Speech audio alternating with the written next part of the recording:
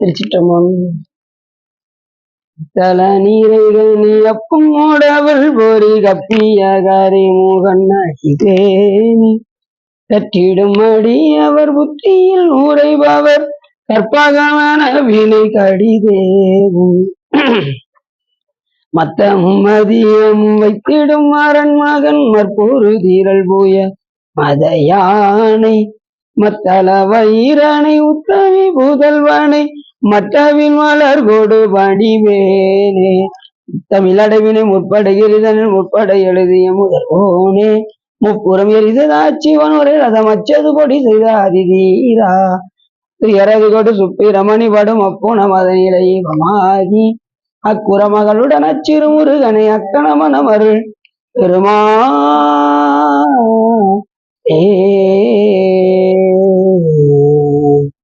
எந்தாயும் என கருள் தந்தையும் நீ சிந்தாகுலமானவை தீத்தனையாள் கந்தா கதிவேலவனே உமையாள் மைந்தா குமரா மறைநாயகனே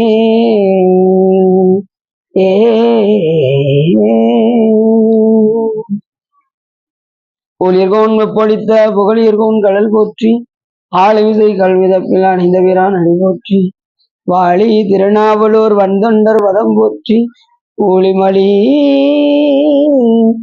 திருவாத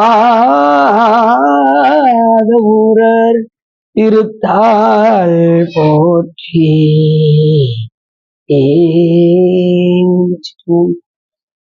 எல்லாம் வல்ல சிவகாமியம்பாளுடன் ஆகிய வள்ளல் வைத்தியநாதசுவாமியுடைய பெரும் கருணையினாலே நாம் இன்று திருச்செந்தூர் புராணத்தில் ஜெயந்திபுர அத்தியாயத்தில் பகுதி 5 பற்றி சிந்திப்பதற்கு திருவருளும் குருவர்களும் அடியாரர்களும் கூட்டிட்டோம்.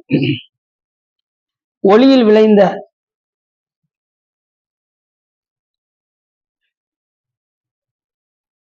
உயர் ஞான பூதரத்தின் உச்சியின் மேல் அலியில்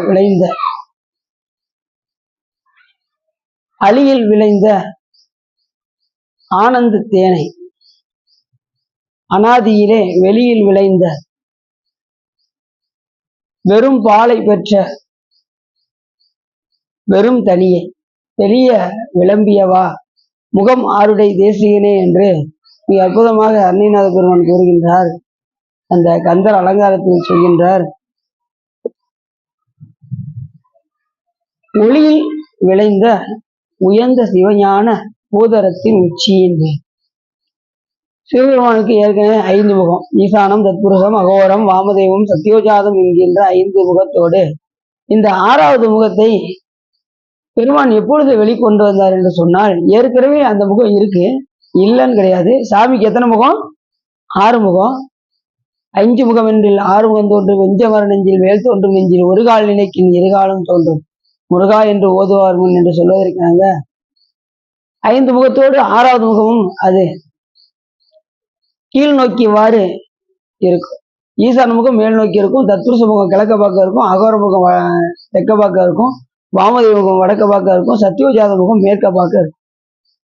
இந்த 6வது முகம் ஆகிய முருகப்பெருமானுடைய அந்த அதோ முகம் சிவபெருமானுக்கு கீழ் நோக்கி, அது நம்மை போன்ற சகலவர்க்க ஆன்மாக்களை எல்லாம் உயிர்ப்பதற்காக சுவாமி அதை கீழ்முகமாக வைத்திருக்கின்றார். அது எப்பொழுது வெளிக்கொண்டு வந்தார்? அதற்கு முன்னாடி அந்த முகத்தை யார் பார்த்து கொண்டிருந்தார்கள் அப்படின்னா, ஞானிகளுடைய கண்ணுக்கு மட்டுமே காண்பித்துக் கொண்டிருந்தார் சிவபெருமான். குந்திக்குள் இட செய்யற்க புதல்வனை தருதும் என்ன அந்திக்குள் நிகர்மை அண்ணல் அறிஞராயோர் சிந்திக்கும் தன் தொல்லை திருமுகம் ஆறும் கொண்டார் என்று கந்தபுராணத்தில் சொல்வதற்கிறாங்க. அந்த 6வது முகம் அறிஞராயோர் சிந்திக்கும் அப்படின்னாரு. ஞானிகள் மட்டுமே எப்பயுமே அந்த 6வது முகத்தை, முருகப்பெருமானுடைய முகத்தை பார்த்து கொண்டே இருந்தாங்களாம். நம்மளாம் அப்ப பார்க்க முடியல, நமக்கெல்லாம் அப்ப வெளிப்பட்டு தோன்றல. ஆனா ஞானிகளுக்கு மட்டும் சாமி என்ன செய்யறாராம்? காண்பித்து கொண்டு.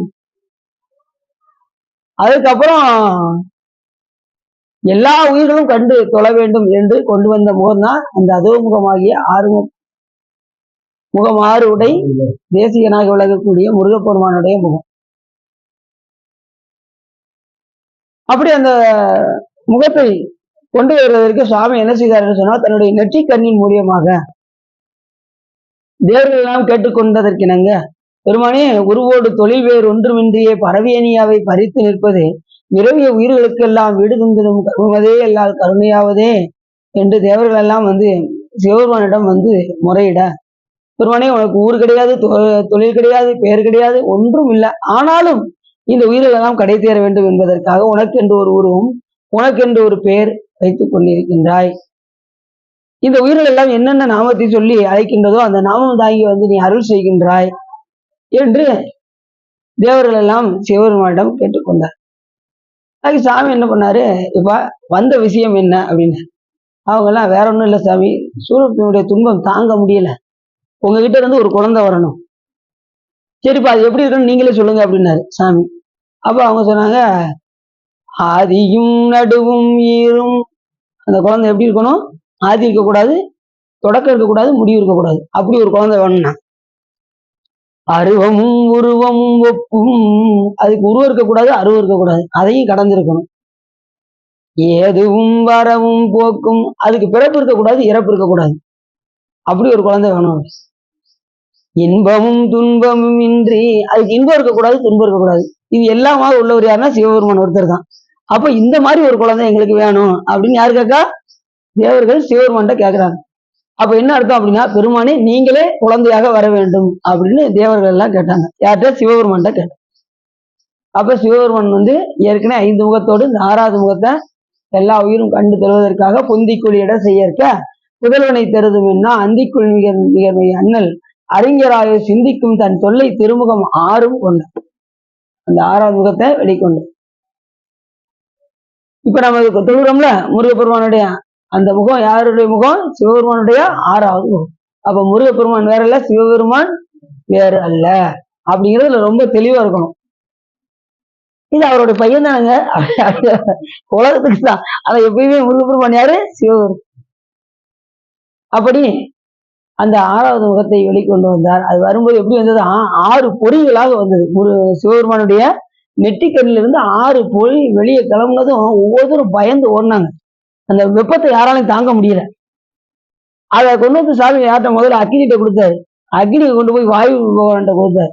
வாயு கொண்டு போய் கங்கையில கொண்டு சேர்த்தாரு. கங்கை சரவண பொய்கையில கொண்டு சேர்த்தது.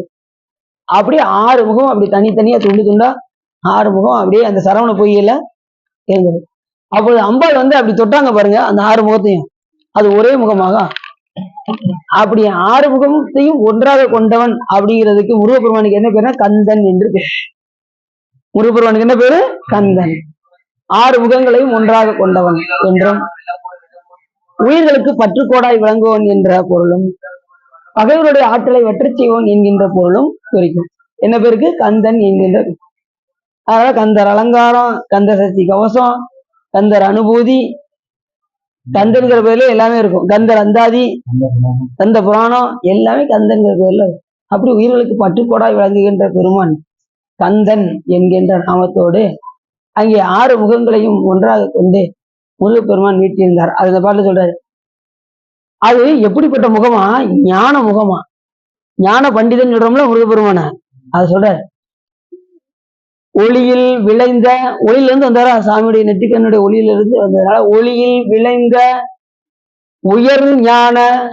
அது எப்படிப்பட்ட ஞானம், உயர்ந்த உயர் ஞான பூதரத்தின் உச்சியின் மேல் அழியில் விளைந்த ஒரு ஆனந்த தேனை. அது எப்படிப்பட்ட தேனு, ஆனந்த தேன். மாணிக்கவாசகர் அழகா சொல்லுவாரு, ஏ வண்டு, நீ ஒவ்வொரு தேன்லையா போய் போய் ஒரு பூவில் எவ்வளவு தேன் இருக்கும், சொட்டு கூட இருக்காது, 1 மில்லிகிராம் கூட இருக்காது, அந்த மாதிரி தான் இருக்கும் அதுல தேனு. அந்த தேன் எடுக்கிறதுக்கு நீ என்ன செய்யற, பல பூக்கள்கிட்ட போய் அந்த தேனை உறிஞ்சி கொண்டு நீ சேகரித்து சாப்பிட முடியும், அது உனக்கு இன்பத்தை தராது. நான் ஒரு தேனை சொல்றேன், அது என்ன தேன் அப்படின்னா, தினைத்தனை உள்ளதோர் பூவினில் தேன் உண்ணாதே. தினைன்னா கடுகளவு, அந்த அளவு கூட தேனை சேகரிக்க முடியாத நீ, அந்த வண்டை பார்த்து சொல்றாரு, தினைத்தனை உள்ளது ஒரு பூவினில் தேன் உண்ணாதே. அந்த பூவில் போய் நீ தேன் உண்ணாத, உனக்கு கொஞ்சம் தான் கிடைக்கும். நான் சொல்ற தேன் எப்படிப்பட்ட தேன் தெரியுமா, உள்ளது பூவினில் தேன் உண்ணாதே. அது எப்படின்னா, அது நினைந்தோறும், அது நினைச்சா இனிக்கும், காண்தோறும் அதை கண்டா இனிக்கும், பேசும் தோறும் அதை பத்தி பேசுனா இனிக்கும், எப்போதும் இனிக்கும் அப்படின்னாரு. நினைந்தோறும் காண்தோறும் பேசும் தோறும் எப்போதும் அனைத்தெழும் உள்நக ஆனந்தத்தின் செய்யும் குடிப்புடையானுக்கே சென்றுவதாய் கோத்தும்பி என்று மாணிக்கவாச பெருமான் மிக அற்புதமாக சொல்லுகின்றார். அது என்ன தேனு? ஆனந்த தேன். குனிப்புடையானுக்கே சென்றுவதாய் கோத்தும்பி, அது எப்படிப்பட்ட தேனு? ஆனந்த தேன். அதை தொட்டா இனிக்கும், அதை கண்டா இனிக்கும், அதை பார்த்தா இனிக்கும், அதை பத்தி பேசினா இனிக்கும், எப்போதும் இனிச்சுக்கிட்டே இருக்கும், அது திகட்டவே திகட்டாது. அது அப்படி ஒரு தேனு. சிவனை நினைத்தா இன்பம். கட்டிப்பட்ட கருமினும் இனியன் இடைமருதன் அப்படிப்பாரு. இப்ப எப்படிப்பட்ட தேன் அது? ஆனந்த. இப்ப நாம சுவைக்கிற தேன்னு ரொம்ப சாப்பிட முடியுமா உங்களால? ஒரு அளவுக்கு மேல என்ன செய்ய முடியாது, சாப்பிட முடியாது, திகட்ட ஆரம்பிச்சிடும். சரி, இந்த உலகத்தில் உள்ள இன்பத்தையாவது சரி நிறைய அனுபவிப்போம்னு நினைச்சு அனுபவிச்சாலும் அதையும் உங்களால முடியாது. ஐஸ்கிரீம் ஒண்ணு வாங்கி சாப்பிடலாம், கூட 2 வாங்கி சாப்பிட்டா நேரம் நீங்க ஆஸ்பத்திரி போயிட வேண்டியதான். வழியே இல்லை, ஆட்டோ நீங்களே போய் இந்த தொண்டை காலத்தை கொஞ்சம் இதா பண்ணி விடுங்க அப்படின்னு என்ன செய்யலாம், பண்ணி விட்டுலாம். அப்படின்னு இதுல வச்சு பார்த்தேன், எங்க நம்ம காசில வச்சு பார்த்தேன். ஐஸ்கிரீம் சாப்பிட்டு வெந்நியை குடிச்சிடுறாங்க. குடிச்சா அது ஒரு நல்ல டெக்னிக்கலா வச்சிருக்காங்க. சளி பிடிக்காதான் வெந்நி குடிச்சா? சளி வெந்நி இருக்குல்ல சார், கொஞ்ச நேரம் கழிச்சு விடுங்க. சரி சரி, கொஞ்ச நேரம் ஆகட்டும். அப்படி எல்லாம் டெக்னிக்கல் இருக்கு போல தெரியுது. அது சளி பிடிச்சா எங்களுக்கு வேற டெக்னிக்கல் இருக்கு, டக்குன்னு உடனே வெந்நி, அது ஒரு நல்ல டெக்னிக்.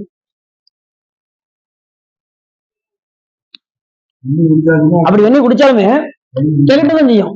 எது? ஐஸ்கிரீமு திகட்டும். ஒரு 2 பேர் உங்களால சாப்பிட முடியுமா? முடியாது, திகட்டிடும். இந்த உலகத்துல எந்த ஒரு இன்பமாக இருந்தாலும் திகட்டி விடும். ஆனால் இறைவனை நினைந்தால் இன்பம் அளித்து கொண்டே இருக்கும். அது எப்போதும் யான் பெற்ற இன்பம் பெருக இவ்வையகம் தான் பற்றி நின்ற மறைபொருள் சொல்லி ஊன் பற்றப்பட்ட உணர்வுறும் மந்திரம் தான் பற்றப்பட்ட தலைப்படும் ஆமை என்று சொல்வதற்கெனங்க இந்த இன்பம் வேற எங்கேயுமே கிடைக்காது. சிவபெருமான்கிட்ட கிடைக்கின்ற இன்பம் அது எப்படிப்பட்டவன்னா, இந்த இல்லங்கதோறும் எழுந்தருளி இருக்கக்கூடிய பெருமான் நமது சிவபெருமான். செங்கணவன்பால் திசைமுகன்பால் தேவர்கள்பால் எங்கும் இல்லாததோ இன்பம் நம்பாளதா பொங்கன் கருங்குழலி நந்தம்மை கோதாட்டி இங்கு நம் இல்லங்கள் தோறும் எழுந்தருளி செங்கமல பொற்பாதம் தந்து அருளும் சேவகனை அங்கன் அரசை அடியார்களுக்கு ஆரமுதை நங்கள் பெருமானை பாடி நலம் திகழ பங்கைய பூம்புணல் பாய்ந்து ஆடேலோ எம்பாவாய். இந்த பெருமான் என்ன செய்யணும்? பாடி நலம் திகழும். பாருன்னா நல்லா கண்டிப்பா உண்டு. சாமி ஒருத்தர் தான் நம்ம இல்லந்தோறும் வராது, மற்ற எந்த சாமியும் இல்லம் தேடி வராது. நாம தான் அவங்க மற்ற சாமியை போய் பார்க்கணும். ஆனா சிவபெருமான் யாரு பாடுறாங்களோ அவங்க இல்லத்துக்கு சிவபெருமானே வந்துடுறாரு. எப்படி சொல்றாரு பார்த்தீங்களா? ஆனா நீங்க திருமுறை பாடணும், அதுதான் ரொம்ப முக்கியம். வேற எதுவும் பாடிட்டு இருக்க கூடாது. பாடுனா எதை பாடணும்? திருமுறைகளா பாடினா நம்ம இல்லங்கள் தோறும் சிவபெருமான் அம்மை எப்பராக மாதும் தானும் அருவன் மார்பேரவே அப்படின்னு கூட ஞானசம்பந்த பெருமான் சொல்றாரு. அப்படிப்பட்ட ஒரு சிறப்புடையது. அப்படி முருகப்பெருமான் எப்படி வந்தாராம்? அந்த 6 பொறிகளாக வந்ததும் கடைசி கீரை சரவண பொய்யில் வந்தார். அது எப்படிப்பட்டது அப்படின்னா, அது ஆனந்த தேன். ஆனந்த தேன் தேனை அனாதியிலே வெளியில் விளைந்த, அது எப்படிப்பட்ட பறவையிலிருந்து அப்படி வருது. இந்த 6வது முகம் எப்படி வருது? வெளியில் விளைந்த வெறும் பாலை பெற்ற வெறும் தனியை. அப்படிப்பட்ட முருகப்பெருமானே, அடியனுக்கு நீ என்ன செய்தாய் என்று சொன்னால், தெளிய விளம்பியவா முகம் ஆருடை தேசியனே அப்படின்னாரு கந்தர அலங்காரத்தில். பெருமானே, எனக்கு தெளிய நீ உரைத்தாய், அந்த உபதேசத்தை தெளிவாக உரைத்தாய். சும்மா இரு சொல் அற என்று உரைத்தாய். அது யாரு உரைத்தார்? முகம் ஆருடைய தேசிகனாக விளங்கக்கூடிய முருகப்பெருமான் யாருக்கு உணர்த்தினார்? யாருக்கு தெளிய வைத்தார்? அருணாத பெருமானுக்கு தெளிய வைத்தார். முகம் ஆருடை தேசிகனே. தேசிகன்னா குருநாதன் அர்த்தம். குருவுக்கு என்ன பேரு? தேசிகன்னு பேரு. இப்ப அருணகிரிநாத பெருமானுக்கு யாரு வந்தா குருவா? முருகப்பெருமானே வந்துட்டார். இப்ப மாணிக்கவாச பெருமானுக்கு யார் வந்தா? சிவபெருமானே குருவாக. இப்ப அடுத்த மாசம் நம்ம இந்த மாசம் 4ஆம் ஞாயிற்றுக்கிழமை கொஞ்சம் தயாரா இருந்துக்கோங்க. அந்த திருப்பெருந்துறை பக்கத்துல இன்னொரு இடத்துல போய் முற்றவர் பண்ண வேண்டியது. ரெடியா இருந்துக்கோங்க. 23ஆம் தேதி கேட்டிருக்கு, பார்ப்போம். என்ன சார், ஒண்ணு 23 இல்லைன்னா அடுத்த மாசம் 2ஆவது ஞாயிற்றுக்கிழமை ஏதாவது. அப்படி தெளிய விளம்பியவா சாமி தெளிவா உரைச்சிருக்காரு. யாருக்கு? அருணகிரிநாத பெருமானுக்கு உபதேசம் பண்ணியிருக்காரு, ஜெபமாலை கொடுத்திருக்காரு, அட்டமா சித்தி அருளி இருக்காரு. ஏகப்பட்ட சிறப்பு அருணகிரிநாத பெருமான் பண்ணியிருக்காரு முருகப்பெருமான். அப்ப எவ்வளவு சிறப்பு பாருங்க. அருணகிரிநாத பெருமான் அவர் செய்யாத தவறு கிடையாது. ஆனா என்னைக்கு திருந்தி என்னைக்கு கீழே விழ போனாரோ அப்பயே வாங்க சார், அப்பயே முருகப்பெருமானால ஆட்கொள்ளப்பட்டார். அப்படி இந்த பாட்டுல அவ்வளவு அற்புதமா சொல்றாரு பாத்துக்கோங்க. தெளிய விளம்பியவா முகம் ஆருடை தேசிகனே. 6 முகம். தேசிகன்னா ஒளி பொருந்தியவன் அர்த்தம். முருகப்பெருமான் எப்படிப்பட்ட ஒளியுடையவர்? அங்கேயும் காணாதபடி எங்கும் பிரகாசமாய் ஆனந்த பூர்த்தியாய் விளங்கக்கூடியவர் முருகன். அப்படி முகம் ஆருடை தேசியனே, 6 முகத்தை உடைய முருகப்பெருமானே, அடியனுக்கு நீ என்ன செய்தா என்று சொன்னால், என்ன செய்தார் சாமி? உபதேசம் செய்தார். தெளிய விளம்பியவா முகமாருடை தேசியன். அவர் அதை பற்றி கொண்டு ஒவ்வொரு தலங்களுக்காக சென்று சென்று சென்று சென்று வழிபாடு செய்தார்.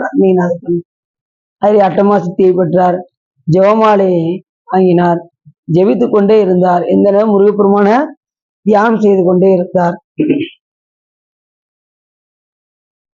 அப்படி திறந்த வெளியில் கிடைத்த அமுதாக விளங்கக்கூடிய திறந்த வெளியில் சாமி பரவலில இருந்து தான் வர்றாரு. முருகப்பெருமான் எப்படி வர்றாரு? பரந்த வெளியில இருந்து தான் முகம் ஆருடைய தேசிகனாக வந்து முருகப்பெருமானுக்கு உபதேசம் செய்கின்றார். அப்படிதான் சொல்றாரு. திறந்த வெளியில் வெறும் பாலை பெற்ற வெறும் தனியை தெளிய விளம்பியவா முகமாருடைய தேசிகனே என்று மிக அற்புதமாக அந்த இடத்துல சொல்றாரு. அப்ப உபதேசம் பண்ணும்போது எப்படி சொல்லியிருக்காரு? தெளிய சொல்லியிருக்காரு. அதனால குருநாத தீட்சை கொடுக்கும்போது என்ன சொல்லுவாங்கன்னா, தெரியலன்னா இன்னொருக்க தெளிவா சொல்லுவோம், இன்னொருக்க கேளுங்க அப்படிமா. அவ ஒரு தடவை சொல்லும் போது ரொம்ப தெளிஞ்சிட்டாரு. அதையும் நான் போடுவான். அதான் தெளிய விளம்பியவா முகம் ஆருடை தேசியனே அப்படின்னு. அப்படின்னு சொன்ன பாட்டு என்ன பாட்டு? கந்தர் அலங்கா. அப்படிப்பட்ட ஒரு பாட்டு இந்த பாட்டு.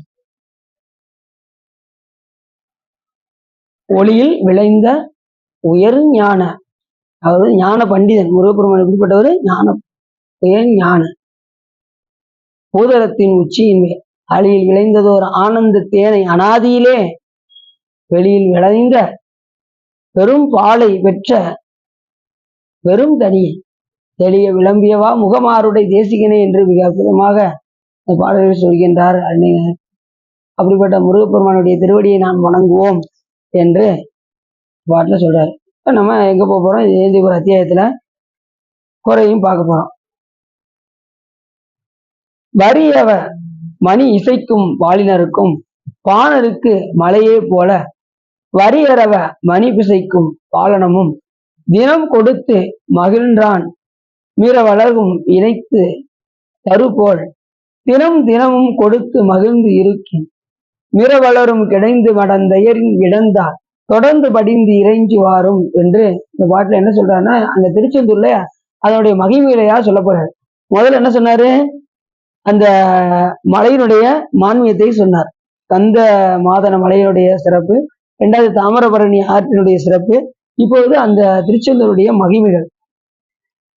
அங்கே கீர்த்துக்களை உடைய அழகிய உருத்திராட்ச மணி அணியும் இயல்புடைய அடியார்கள் அங்க எப்படி இருப்பாங்களா? அங்க நிறைய இருப்பாங்களாம். நீங்க போயிருக்கீங்களா? திருச்செந்தூருக்கு போயிருக்கீங்களா? அங்க ருத்ராட்ச மணி அணிந்து எத்தனையோ பேர் வரிசையா உட்காந்துருப்பாங்க. திருவோடு வச்சிருப்பாங்க, கையில ருத்ராட்ச மணி வச்சிருப்பாங்க, கழுத்துல அணிஞ்சிருப்பாங்க, நெட்டி நிறைய திருநீர் பூசிருப்பாங்க. இவங்க எல்லாம் எங்க இருப்பாங்க? திருச்செந்தூர்ல நீங்க போனீங்கன்னா பார்க்கலாம். ஆனா எல்லாம் அந்த திருவோடு வச்சிருப்பாங்களா? சும்மா பார்த்துக்கிட்டாலும் போவோம். அது காசு சேர்த்து வச்சு அங்க போடுறோம்னு யாரும் போக மாட்டாங்க. நீங்க என்ன செய்யணும்னா திருச்செந்தூருக்கு போறதா இருந்தா ஒரு உண்டியல்ல காசா போட்டு போட்டு வைக்கணும். இந்த மாதிரி கொடுக்கறதுக்காக எல்லாம் திருவோடு ஏந்தி உட்காந்துருப்பாங்கல்ல, நாங்களும் அப்படிதான் செய்வோம். ஒரு மஞ்சள் துணியில கட்டி வச்சிருவோம். திருச்செந்தூர் போய் அப்படியே மொத்தமா எடுத்துட்டு போய் வரிசையா ஒவ்வொரு ஆளுக்காக போட்டு போயிடும். இப்பயும் அப்படிதான் செஞ்சுட்டு இருக்கோம். வருஷத்துக்கு ஒருக்க போறது, வருஷத்துக்கு ஒருக்க போய் அந்த எவ்வளவு சேர்த்து வச்சிருக்கோமோ அத்தனை பேருக்கும் அப்படி போடணும். திருச்செந்தூர்ல ஒரு தானம் செய்தால் என்னதாக மாறும் சொல்லி முதல்ல சொன்னோம். ₹1 நீங்க தானம் செய்யணும், அது கோடியாக மாறும்னு சொன்னோமா. அதனால நீங்க செய்யும் போது என்ன செய்யணும், திருச்செந்தூர் போகும்போது இன்னுமே என்ன செய்யணும், ஒரு மஞ்சள் துணியில கட்டி வச்சிடணும். ₹1, ₹2, ₹5, ₹10 சேர்த்து வச்சு அதை தானம் தர்மம் செய்யணும். உங்க அது மாதிரி சாமிக்கு ஏதாவது வாங்கி கொடுக்கலாம், அடியார்களுக்கு எதுவும் வாங்கி கொடுக்கலாம். அப்படி உருத்ராஜ மணி சாமி எப்படி அணிஞ்சிருக்காருன்னா உருத்ராஜ மணி அணிஞ்சிருக்காரு. சிவபெருமானு முருகப்பெருமான்லாம் எப்படி அணிஞ்சிருக்காங்க, உருத்ராஜ மாலை அணிஞ்சிருக்கு. அந்த முகூர்த்தத்திலேயும் சாமி ருத்ராஜம் அணிஞ்சிருக்காரு. ஏங்க நீங்க திருச்செந்தூர் போய் பாருங்க, ருத்ராஜ மாலை போட்டுப்பாங்க, பாத்திருக்கீங்களா? திருச்செந்தூர் போய் ருத்ராஜ மாலை பாத்திருக்கீங்களா? நீங்க பார்த்து, நான் ரோஸ் மாலை பாத்திருக்கீங்க, ஆனா ருத்ராஜ மாலை போட்டிருப்பாங்க. நீங்க நல்லா விட்டு பாருங்க. அடின்னு ஒரு தடவை பக்கத்துல போய் உட்காந்து அபிஷேகம் பார்க்கக்கூடிய வாய்ப்பு கிடைச்சது. கரெக்டா போய் முன்னாடி போய் உட்காந்துட்டோம். அப்ப பாத்தீங்கன்னா ருத்ராஜ மாலை போட்டுதான் அபிஷேகம் பண்ணாங்க முருகப்பெருமான்.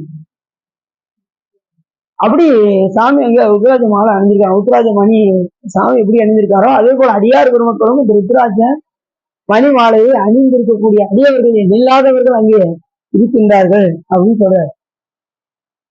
மணியக்கு அணியும் அரண் அஞ்சு மஞ்சு வருகி விண்ணோய் பணிய கருணை தரும் பரன் இல்லை அந்நாள் பிறப்பு துணியை கருதுவது இன்று துணி குறைவா நிறைவொன் அணிய கருதுகின்றார் பலர் மேல்மேல் அயலவரே.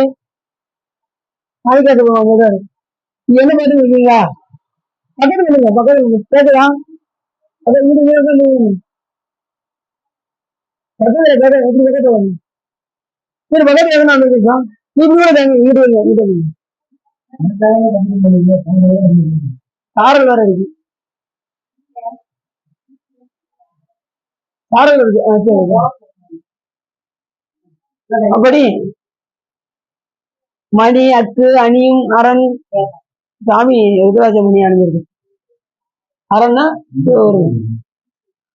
நஞ்சு வஞ்சி மருகி விண்ணோர் பணிய கருணை தரும் பரன், தேவர்களுக்கெல்லாம் தலைவனாக விளங்கக்கூடிய பரனாக விளங்கக்கூடிய சிவபெருமான். பணிய கருணை தரும் பரன் பிள்ளை அண்ணால் பிறப்பு துணிய கருதுவதே இன்றே துணி. இந்த துறைக்கு வருகின்றவர்கள் யார் சிவபெருமானையும் முருகப்பெருமானையும் வழிபாடு செய்ய வருகின்றார்களோ இன்றைக்கே துணிந்து என்ன செய்யுங்க, ருத்ராஜ மாலை அணிந்து இந்த துறைக்கு வந்து விடுங்கள். காலம் கிடக்கு என்று காலத்தை தள்ளி போடாது. ருத்ராஜமாங்க அடுத்த வாரம் போட்டுவாங்க, அடுத்த மாசம் போடலாம் நினைக்கிறேன். இந்த இது மட்டன் எல்லாம் சாப்பிட்டுட்டு இருக்கேன், அதெல்லாம் விட்டுட்டு நான் என்ன செய்யறேன், அதுக்கப்புறம் போட்டுக்கிறேன் அப்படிவாங்க. சரி, அப்படியே வந்து போட்டா சரிதான். சில என்ன செய்வாங்க, இது இப்படியே காலத்தை போய்கிட்டே காலத்தை வீணாக்கி கடைசி இறுதி காலமும் வந்துடும், கடைசி இப்படியே போய்கிட்டு போயிடுவாங்க. அப்படி அளவுல இருக்காங்க. கடைக்கு ஒருத்தர் வந்தாரு, நான் ரொம்ப நாளா சொல்லிக்கிட்டே இருந்தேன், ருத்ராஜம் போடுங்க, விபூதி அணிங்க, சீக்கிரம் காலத்துல அடியாரம் மாறுங்க, எவ்வளோ எடுத்து எடுத்து சொன்னேன். அவரு அடுத்த வாரம் பாருங்க கண்டிப்பா பாருங்க அப்படிப்பா இப்படி டிவி கொடுத்துட்டே இருந்தாரு. இப்ப அவர் ஆள் இல்ல. இப்ப அவரு எவ்வளவு சொல்லி அவர் என்ன செய்யற கேட்கல, அவருக்கு பிராப்தம். ஆனா ஒருத்தர் சொன்னா அதை உடனே கேட்டு அவர் அடியார மாதிரி தீச்செல்லாம் எடுத்துட்டாரு. ஒரு சில உயிர் கேட்கும், ஒரு சில உயிர் கேட்கும். நீ என்ன சொல்றது, நான் என்ன கேட்கறது அப்படிங்கிற உயிரெல்லாம் இருக்கு தெரியுமா உங்களுக்கு. உயிருடைய தன்மை என்னன்னா ஒருத்தர் சொன்னா உடனே கேட்காது. அதனாலதான் வீட்டில் உள்ளவங்க எல்லாம் கட்டாயப்படுத்தக்கூடாது. வா வா சாமி கும்பிட வா, படிக்க வா அப்படின்னு நம்ம யாரையும் போய் என்ன செய்யக்கூடாது, கட்டாயப்படுத்தக்கூடாது. கட்டாயப்படுத்தினா யாருமே போயிட்டாங்க போங்க போங்க, நீங்க போய் நீங்க பாடுறீங்கல்ல போயிட்டாங்க போங்க அப்படின்னு நினைச்சுவாங்க, அப்படின்னு சொல்லுவாங்க. அப்படிலாம் இருக்காங்க ஆளு. அப்படி அல்லாமல் என்ன செய்ய வேண்டும் என்று சொன்னால் இந்த உயிருடைய தன்மை வந்து அப்படி இருக்கும்.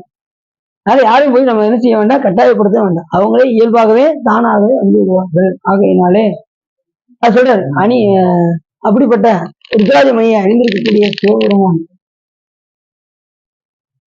அந்த ருத்ராஜத்தையும் விபூதியும் நீங்க அணிந்து இன்று இந்த துறைக்கு வந்து விடுங்கள். துணி குறைவா நிறைவன் அணியை கருதுகின்றார் பலர் மேன்மேல் அயலவரே என்று சொன்னார். பல பேர் என்ன செய்யறாங்க, பொண்ணு மணியை தான் அணியன்னு ஆசைப்படுறாங்க. அவங்களுக்கு எல்லாம் சாமி எப்படி இருப்பாரா, ரொம்ப தள்ளி இருப்பான். நிறைய நகை போடுறவங்களுக்கு எல்லாம் அப்படியாப்பா 100 பவுனா, நீ எத்தனை பவுனாலும் போட்டு அவன் தள்ளியே இருக்கேன்னு. யார் ருத்ராஜ மணி அணிகின்றாரோ அவருக்கு சாமி எப்படி வந்துருவாரு, பக்கத்துல வந்து. அப்படி அந்த பாட்டுல சொல்றாரு. அப்படிப்பட்ட ருத்ராஜ மணி அணியும் ஏழுடைய அடியார்களும் வழிபாட்டுக்கள் இசையை வனப்போடு பாடுகின்ற பாடல்கள், அங்க நிறைய முருகப்பெருமானை பாடுகின்ற பாடல்கள் நிறைய இருக்காங்க. எங்க திருச்செந்தூர். அப்படி பானபத்திரன் என்கின்ற ஒரு புலவர் இருந்தார். ரொம்ப வறுமை, மதுரையில பாடிக்கொண்டிருந்தார். ரொம்ப வறுமை வந்ததும் சாமி விடுவாரா? சிவபெருமானுக்கு முன்னாடி பாட்டு பாடினா சாமி விட்டுருவாரா? உன் வறுமை நான் போக்குறேன் அப்படின்னு சொல்லி சாமியே ஒரு கடிதம் எழுதி கொடுத்தாரு. யாருக்கு? பானபத்திர புலவருக்கு. அது என்ன பாட்டுன்னு உங்களுக்கே தெரியும். மதிமலி புரிசை மாடக்கூடல் பதிவிசை நிலவு பால் நிற வரிசிறகு அன்னம் பயில் கொடியில் ஆளவாயின் மன்னிய சிவன் யான் மொழிதரு மாற்றம் பருவக்கொன் மூப்படி என பாவலருக்கு ஒருமையின் உரிமையின் உதவிய ஒளிதிகள் குருமா மதிவரை குழவிய குடைகி பெருமா உகைக்கும் சேரலன் காண்க பண்பால் யாழ்வையில் பானபத்திரன் தன்போல் என்பால் அன்பன் தன்பால் காண்பது கருதி போந்தன மான்பொருள் கொடுத்து வரவெடுப்பது. நல்ல பாட்டு தானே? இந்த மாதிரி யாருமே எழுத முடியாது. சிவபெருமான் எழுதியிருக்காரு. எந்த தெய்வமும் எழுதினது கிடையாது. சிவபெருமான் ஒருத்தர் தான் உலகத்துல வந்து பாட்டு எழுதியிருக்காரு. சாமி எல்லாத்துலயும் பாருங்க தன்னுடைய முத்திரையை பதிச்சிருக்காரு. இப்ப அடியார்ல ஒரு ஆளை சேர்த்துக்கோங்க, திரும்ப ஆசிரியர்ல என்ன ஒரு ஆளை சேர்த்துக்கோங்க, இப்படி எல்லாத்துலயும் சாமி கலந்துருக்காங்க. அப்படி ரொம்ப வறுமையில இருக்கும்போது அந்த பதியத்தை யார் எழுதி கொடுத்தா? சாமி சீட்டு கவின்னு பேரு. இந்த மாதிரி சீட்டு கவி எழுதி பானபத்திர புலவரிடம் சிவபெருமான் கொடுத்தார். அதை வாங்கி கொண்டு நேரம் எங்க போனாரு? சேரமான் பெருமாள் நாயரிடம் போய் சென்றார். எங்க போறாரு? கேரளாவுக்கு போறாரு. அங்க இருக்கக்கூடிய சேரமான் பெருமாள் நாயரிடம் போய் இந்த சீட்டு கவியை கொடுத்ததும் அவர் பார்த்தாரு. பாருங்க, பார்த்ததுமே முதல்ல அவர் திருவடியில போய் விழுந்தார். ஏன்னா கொண்டு வந்து யாரு? சிவபெருமான் கொடுத்துட்டு இருக்காரு, இவர் வந்திருக்காரு. அப்ப எவ்வளவு உயர்வா இருப்பாரு, எவ்வளவு உயர்வா அவரை மதிப்பாரு. உடனே திருவடியில விழுந்து அவருக்கு ராஜ போகம் கொடுத்து அந்த சீட்டு கவியை வாங்கி படித்து அப்படியே என்னுடைய ராஜ எல்லாத்தையும் நீங்களே எடுத்துக்கோங்க அப்படின்னாரு. இந்த அரச வாழ்வு முதற்கொண்டு நீங்களே ராஜாவா இருங்க அப்படின்னு சொல்லி கத்தியை முதற்கொண்டு எடுத்து அவர் கையில கொடுத்தாரு. ஆனா அவர் என்ன செய்யல, வாங்கல. ஆனபத்தை எனக்கு தேவையானது மட்டும் நான் எடுத்துக்கிறேன்னு சொல்லிட்டு வாங்கிட்டு சரி போகும்போது பாதுகாப்பா போங்க அப்படின்னு சொல்லி எல்லாத்தையும் தயார் பண்ணி கையில கொடுத்தார். அப்படி பானபத்திர புறவர் என்ன செஞ்சாரு? வாங்கிட்டு வந்தார்.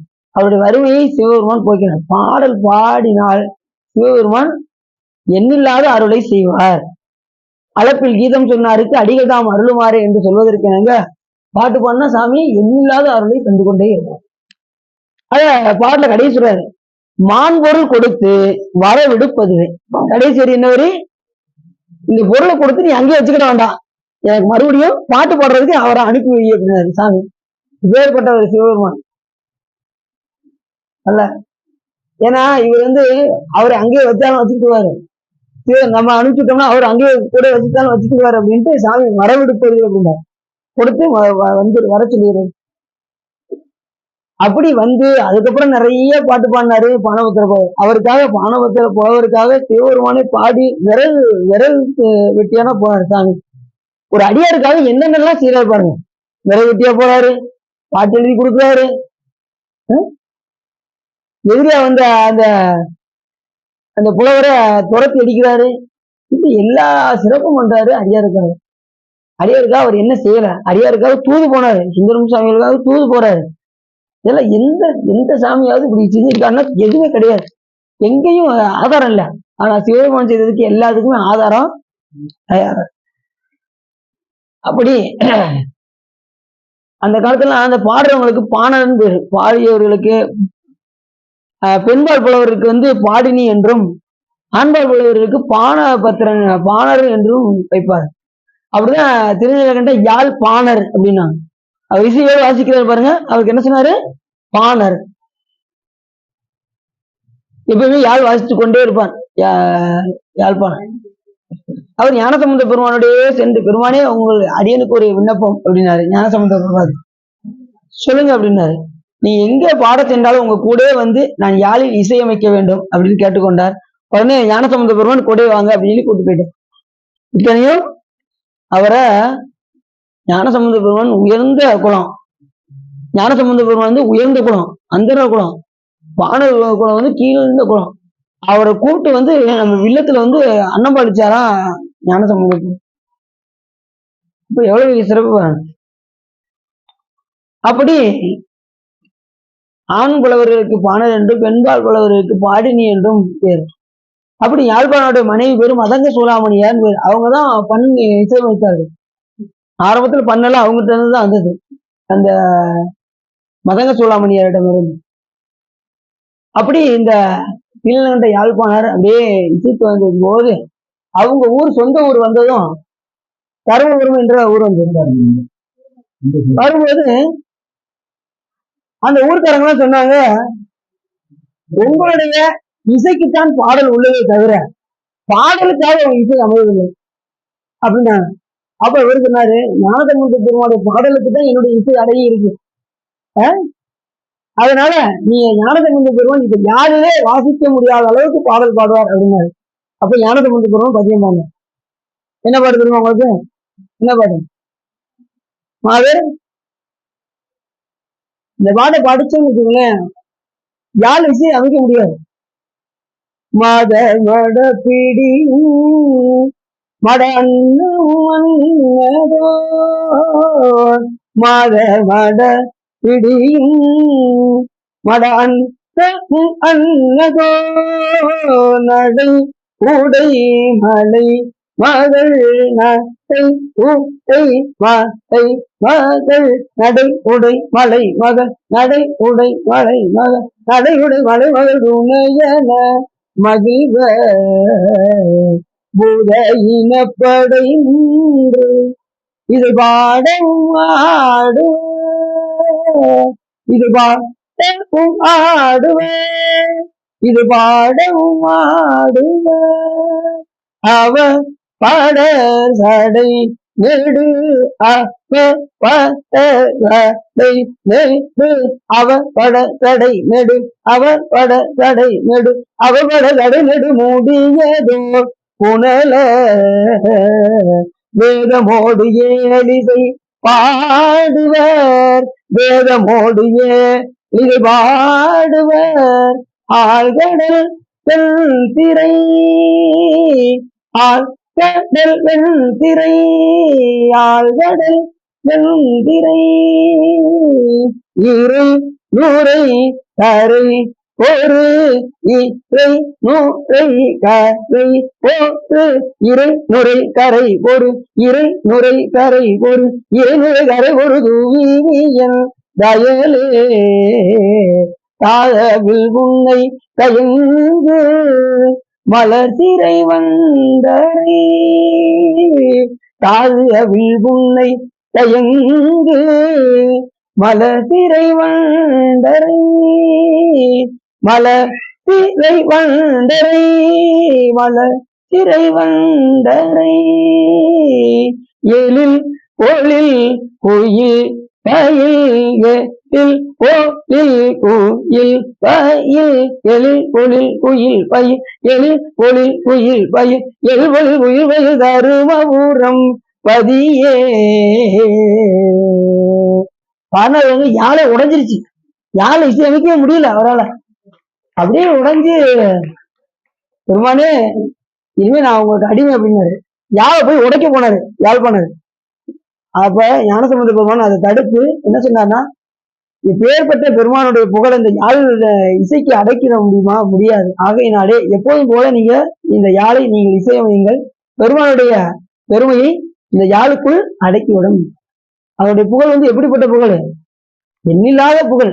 அதை கொண்டு போய் இந்த யாழுக்குள்ள அடக்கி நம்ம வாசிக்க முடியும்னா முடியாது. அதுக்காக தான் அந்த பாடல் பாடினேன் என்று சொல்லி ஞானசம்பந்த பெருமான் அவரை அழைத்துக் கொண்டு அடுத்த தளத்திற்கு சென்றார்.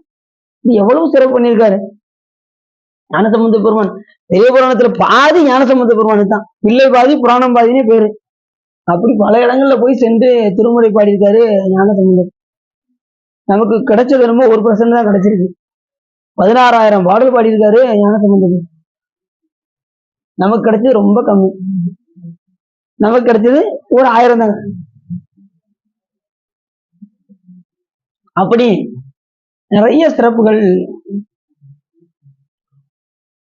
அப்ப இந்த பாடல்கள்லாம் இதுல இருந்து பாணர்கள் அந்த பாணர்கள்லாம் என்ன செய்வாங்க, இறைவனுக்கு முன் பாடுகின்ற அந்த திறம் தான் அந்த எல்லாம் இங்க திருச்செந்தூர்ல அவர்கள் எல்லாம் அங்கே இருக்கின்றார்கள். இசைகளை வனப்போடு பாடுகின்ற பாணர்கள் அங்கே எங்க இருக்காங்க, திருச்செந்தூர்ல இருக்கு. நிறையாகிய நாக ரத்தனங்களையும் வாலிட்டு பிசைந்த சோற்றையும் மேகம் போல் கைமாறுகிறதாவது நாள்தோறும் உவகையுடையவர்கள் அங்கே நிறைய இருக்கின்றார். அடுத்தவர்கள் உதவி செய்கின்ற குணமுடையவர்கள் அங்கே கைமாறு கருதாமல் உதவி செய்கின்ற அருளாளர்கள் நிறைய இருக்காங்க அப்படிங்கிறார் திருச்செந்தூர்ல. இப்ப நம்ம எது செஞ்சாலும் என்ன செய்யறோம், கைமாறு கருதுதான் உதவியே செய்யறோம். இன்னைக்கு ஒரு 1000 ரூபாய் இருக்குமே, நாளைக்கு ஏதாவது திரும்பி ரிட்டர்ன் ஏதாவது கொடுப்பாரா அப்படின்னு சொல்லிதான் நம்ம என்ன செய்யறோம், 1000 ரூபாய் கொடுக்குறோம். பயன் கருதி கொடுக்குறோம். சரி, இன்னைக்கு ஒரு 1000 ரூபாய் நம்ம உதவி செஞ்சா நாளைக்கு நமக்கு ஏதாவது உதவி செய்யாம போயிருவா அப்படின்னு நினைச்சுதான் நம்ம உதவி பண்றோம் மற்றவங்க. ஆனா ரூல்ஸ் படி பார்த்தா நம்ம பயன் கருதாம தான் என்ன செய்யணும், பிறருக்கு உதவி செய்ய. இறைவன் நமக்கு எவ்வளவு செய்யறாரு, அவர் பயன் கருதுறாரா நம்ம கிட்ட? இந்த உயிருக்கு நம்ம உடம்ப கொடுத்துருக்கோம், இங்க பூமியில வசிக்கிறதுக்கு இது உலகத்தை கொடுத்துருக்கோம். நாளைக்கு இந்த உயிர் ஏதாவது செய்யணும்னு நினைச்சா செய்யறாரு, அவர் எந்த பயன் கருதாது. நமக்கு தான் உயிர்களுக்கு தான் பயன் தேவை. அப்படி இருக்கும்போது நாம என்ன செய்ய, தலைவர் எவ்வளியோ அவ்வளிதானே தொண்டர்களும் இருக்கணும். நம்ம அடியாரும் சொல்றோம், அப்ப நாம எப்படி இருக்கணும், இறைக்குணம் நமக்கிட்ட இருக்கணும்ல, அப்படித்தானே இருக்கணும். தலைவர் எவ்வளியோ அவ்வளியே தொண்டர்கள். அத சொல்றாரு பாடுறாரு, தந்தது உந்தன்னை கொண்டது எந்தன்னை சங்கரா ஆர்கொலோ சதுரர் அந்த ஒன்றுமில்லா ஆனந்தம் பெற்றேன் யாது பெற்றதொன்று என்பாள் சிந்தையே கோயில் கொண்ட எம்பெருமான் திருப்பெரும் துறைவுரை சிவனே எந்தையே ஈசா உடல் இடம் கொண்டாய் யான் இளன் இதற்கு ஓர் கைமாறு அப்படின்னாரு. யார் சொன்னா, எப்படி யோசிக்காங்க, மாணிக்கவாச பெருமான். கரெக்ட். அப்ப யான் இளன் இது என்ன கைமாறு நம்ம செய்ய முடியும், சாமி செய்கின்ற உபகாரத்துக்கு நம்ம ஒரு கைமாறும் செய்ய முடியாது. சரி, ஏதாவது ஒரு பொருளை பறிச்சு சாமி கொடுக்கறதுனால அதுவும் அவர் பொருள். ஒரு பூ பறிச்சு வச்சாலும் யாருடைய பொருள், நம்ம பொருளா, அது அவர் பொருள். சரி, ஒரு வஸ்திரம் வாங்கி சாத்துறோம், அது யாருடைய பொருள், சிவபெருமான். சரி, இடத்த எழுதி வைப்போம் அப்படின்னா அதுவும் அவருடைய இடம். எதுவுமே நம்மளுடைய இடம் கிடையாது.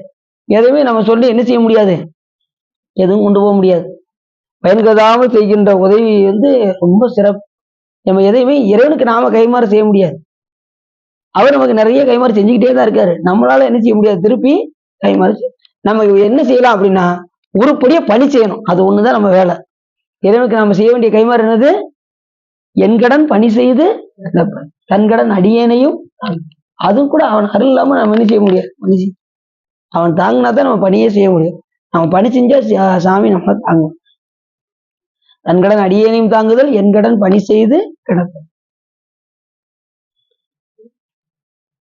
நிறைய என்ன செய்யறாங்கன்னா, பயன் கருதி தான் பல விஷயங்கள் செய்யறாங்க. 1000 ரூபாய் கொடுத்துருக்கேன் மறந்துடக்கூடாது அப்படின்னு சொல்லி யாவப்படுத்தி 1000 ரூபாய் கொடுத்துருக்கேன் அப்படின்னு சொல்லிட்டு அது எப்ப கொடுப்ப, எப்ப எப்ப எப்ப கொடுப்ப அப்படின்னு சொல்லிக்கிட்டு அடிக்கடி நோஸ் கட்டு வேற, அடிக்கடி போன் பண்ணி என்ன 1000 கொடுத்து என்னாச்சு அப்படின்னு அது வேற அடிக்கடி பார்த்தீங்களா, மறந்துடக்கூடாதுன்னு கொடுத்துட்டு மறந்துடணும்னு நம்ம நூறு சொல்லுது. அப்படி இல்லை, பொதுவாக சொல்றேன் என்னன்னா, ரியலா சொல்றேன் என்ன, உலகத்துல அப்படி இருக்காங்க, பயன் கருதி தான் சில காரியங்கள் செய்யறாங்க. ஆனா இறைவன் பயன் கருதுவதில்லை. அப்படி சொல்ற இந்த பாட்டு சொல்றது, தந்தது உந்தன்னை கொண்டது எந்தன்னை சங்கரா ஆர்கொலோ சதுர அந்த ஒன்றும் இல்ல ஆனந்தம் பெற்றேன். சிவபெருமான் இருந்து இவர் என்ன பட்டாரா, அந்தமில்லாத ஆனந்தத்தை பட்டாராம் மாணிக்கவாசன். யாது ஒன்று பெற்றது என்பால் அப்படின்னாரு. சாமி என்கிட்ட இருந்து என்ன சாமி நீ வாங்கினாய், ஒண்ணுமே வாங்கலையே அப்படின்னாரு. யாரு, மாணிக்கவாசன். யார்கிட்ட, சிவபெருமான்கிட்ட பார்த்து சொன்னாரு. சிவபெருமான் சொன்னாரு, உன்னை வச்சு நான் நிறைய வாங்கியிருக்கேன்ப்பா அப்படின்னாரு. என்ன தெரியுமா, திருவாசகத்தை வாங்கினாரு அவர்கிட்ட இருந்து. இப்ப எத்தனை உயிர்கள் உயிரிடுவது, அவர் ஒரு ஆளை வச்சு அத்தனை வரைக்கும் திருவாசம் பாட வச்சாரா. அப்ப யாரு திறமசாலி, சிவபெருமான். இவரு யாது பெற்றது ஒன்று என்பாள் அப்படின்னாரு. சாமி இல்லப்பா, நான் மித்ததை நான் பாத்துக்கிறேன், நீ செய்யறத செஞ்சுட்டே இரு, நான் பண்றதை பண்ணிக்கிறேன் அப்படின்ட்டு அவர் வச்சு திருவாசகமே என்ன செஞ்சாரு, பாட வைத்து சிவபெருமானை கைப்பட எழுதி எங்க வச்சு எழுதினாரு, சிதம்பரத்தை வச்சு எழுதினாரு. சிதம்பரத்துல கண்டிப்பா என்ன செய்ய போறோம், முற்றுவதில். மாணிக்கவாச பெருமான் எங்கெங்கெல்லாம் பாடினாரோ அத்தனை இடத்துக்கு நம்ம என்ன செய்ய போறோம், முற்றுவதில் திருப்பரந்தூர்ல ஆரம்பிச்சிட்டோம்ல, இனி அதுவா இப்ப உடனே பக்கத்து ஊர்ல கூப்பிட்டாங்க சார். ஓடி ஏறி ஓந்தனி தருவீங்கிறாருல, அந்த ஊர்ல கூப்பிட்டுருக்காங்க. அது பக்கத்துல இன்னொரு ஊர் அங்க வேற கூப்பிட்டுருக்காங்க, திருப்பரவாசல். அங்க எழுத வச்சதன் காரணமா சாமி என்ன பண்ணிட்டாரு, நீ எழுத வச்சுட்டப்பா, இனி நீங்க ஒவ்வொரு காலமா நீ பாட்டு பாடு அப்படின்ட்டு அவன் முற்றுதலா பண்ண வச்சுட்டாரு. சரி, இப்ப அடுத்த திருப்பரந்தூர் பக்கத்துல தான் போட போறோம். அடுத்த முற்றுதலும் 23ஆம் தேதி 4வது ஞாயிற்றுக்கிழமை 3000 ரூபாய் இங்க பாட்டு இருக்கு சார். அது இந்த போன மாசம் படிக்கல, இல்ல இந்த மாசம் படிச்சிடும், இந்த வருஷம் படிச்சிடும். 3ஆம் ஞாயிற்றுக்கிழமை 4ஆம் ஞாயிறு 23ஆம் தேதி கொஞ்சம் தயாரா இருங்க. 4ஆம் ஞாயிறு போடுவோம், இல்ல அடுத்த மாசம் போடுவான். உங்களுடைய ஆப்ஷனை கேட்டுக்கிடுவோம். இன்னும் 1 மாசம் ஆகட்டுமா? இல்ல நீங்க சொல்றதுதான், அடுத்த மாசம் பாத்துக்கிடுவோம். அடுத்த மாசம் 2ஆம் ஞாயிற்றுக்கிழமை போட்டுக்கணுமா? சரி, சரி, அடுத்த மாசம். ஆமா, இப்ப 2ஆம் ஞாயிற்றுக்கிழமை பாத்து, இப்ப அடுத்த மாசம் 2ஆம் ஞாயிற்றுக்கிழமை. ஆனா நீங்க தயாரா இருக்கும், நீங்க எல்லாருடைய ஆப்ஷன் கேட்டுதான் நம்ம சொல்ல போறோம்னு. சரி, ஆனா உண்மையிலே திருப்பெருந்துறையில ஒரு மன திருப்தி வேற எங்கேயுமே கிடைக்காது. அந்த அளவுக்கு திருப்தி எல்லாருக்கும் நினைச்சா, எல்லாருமே அது அவர் ஆட்கொண்ட இடத்துல போய் பாடினது ரொம்ப சிறப்பு. ஆரம்பிச்சதுல முடியதில்லை, 1:15 முடிஞ்சிருச்சு. 8:15 ஆரம்பிச்சோம், 8:10 ஆரம்பிச்சோமா, 8:10 டயத்தை குதிச்சேன். சரி 8:10, நான் 8:10 அப்படின்னு கரெக்டா ஆரம்பிக்கிற 8:10. நான் 7:30 ஆரம்பிச்சேன்னு நினைச்சான். அங்க ஒரு பூஜையை பார்த்துட்டு தான் ஆரம்பிக்கணும்ட்டாங்க. முதல் காலம் அந்த பூஜையை பார்த்துட்டு தான் 8:10 அங்க வந்து அங்க இல்ல, அங்க சாமிக்கு ஆவி உடையார்னு பேரு. ஆவுடையாருங்கிறது ஆவி உடையார்னு பேரு. சாமிக்கு வந்து லிங்கம் கிடையாது, அங்க லிங்கம் சாத்தி இருக்காங்க. சாமி வெறும் ஆவுடை மட்டும்தான் இருக்கும், பானம் இருக்காது. அந்த ஆவுடையாருக்கு ஆவியை காட்டி ஆவி உடையார். அது கதவை பூட்டிடுறாங்க பாத்தீங்களா, நெய்வேத்தியம் போது கதவை பூட்டிட்டு அதுக்கப்புறம் தொடர்ந்து தீவனம் கட்டுறாங்க பாத்தீங்களா, ஆவி உடைய. அதுக்கு வந்து பாவக்கதை தான் சிறப்பான். அந்த ஊர்ல உள்ளவங்க அப்படி வச்சிருக்காங்க. அதை கிளறும் போது அதுல பாவக்கா இருக்கிறது தெரியும் நமக்கு, பாத்தீங்கன்னா தெரியும். அதுக்கப்புறம் எடுத்து விரையிருக்காங்க, இல்ல அதுக்கப்புறம் மிக்ஸ் பண்ணிருக்காங்க. முதல்ல சாமிக்கு பண்ணி பாவக்காவும் இதுவும் பண்ணிருப்பாங்க, சாதம் பண்ணி கலரி நேர்த்தி பண்ணிட்டு அப்படியே எடுத்து புளியோதரை மிக்ஸ் போட்டு மிக்ஸ் பண்ணி கையில கொடுத்துருவாங்க. அதுக்காக. ஆனா நல்லா சிறப்பா இருந்துச்சு, எல்லாருக்குமே நல்லா சிறப்பா பாடியாச்சு. அதே மாதிரி சாமி அடுத்தடுத்து கூப்பிடுறாரு.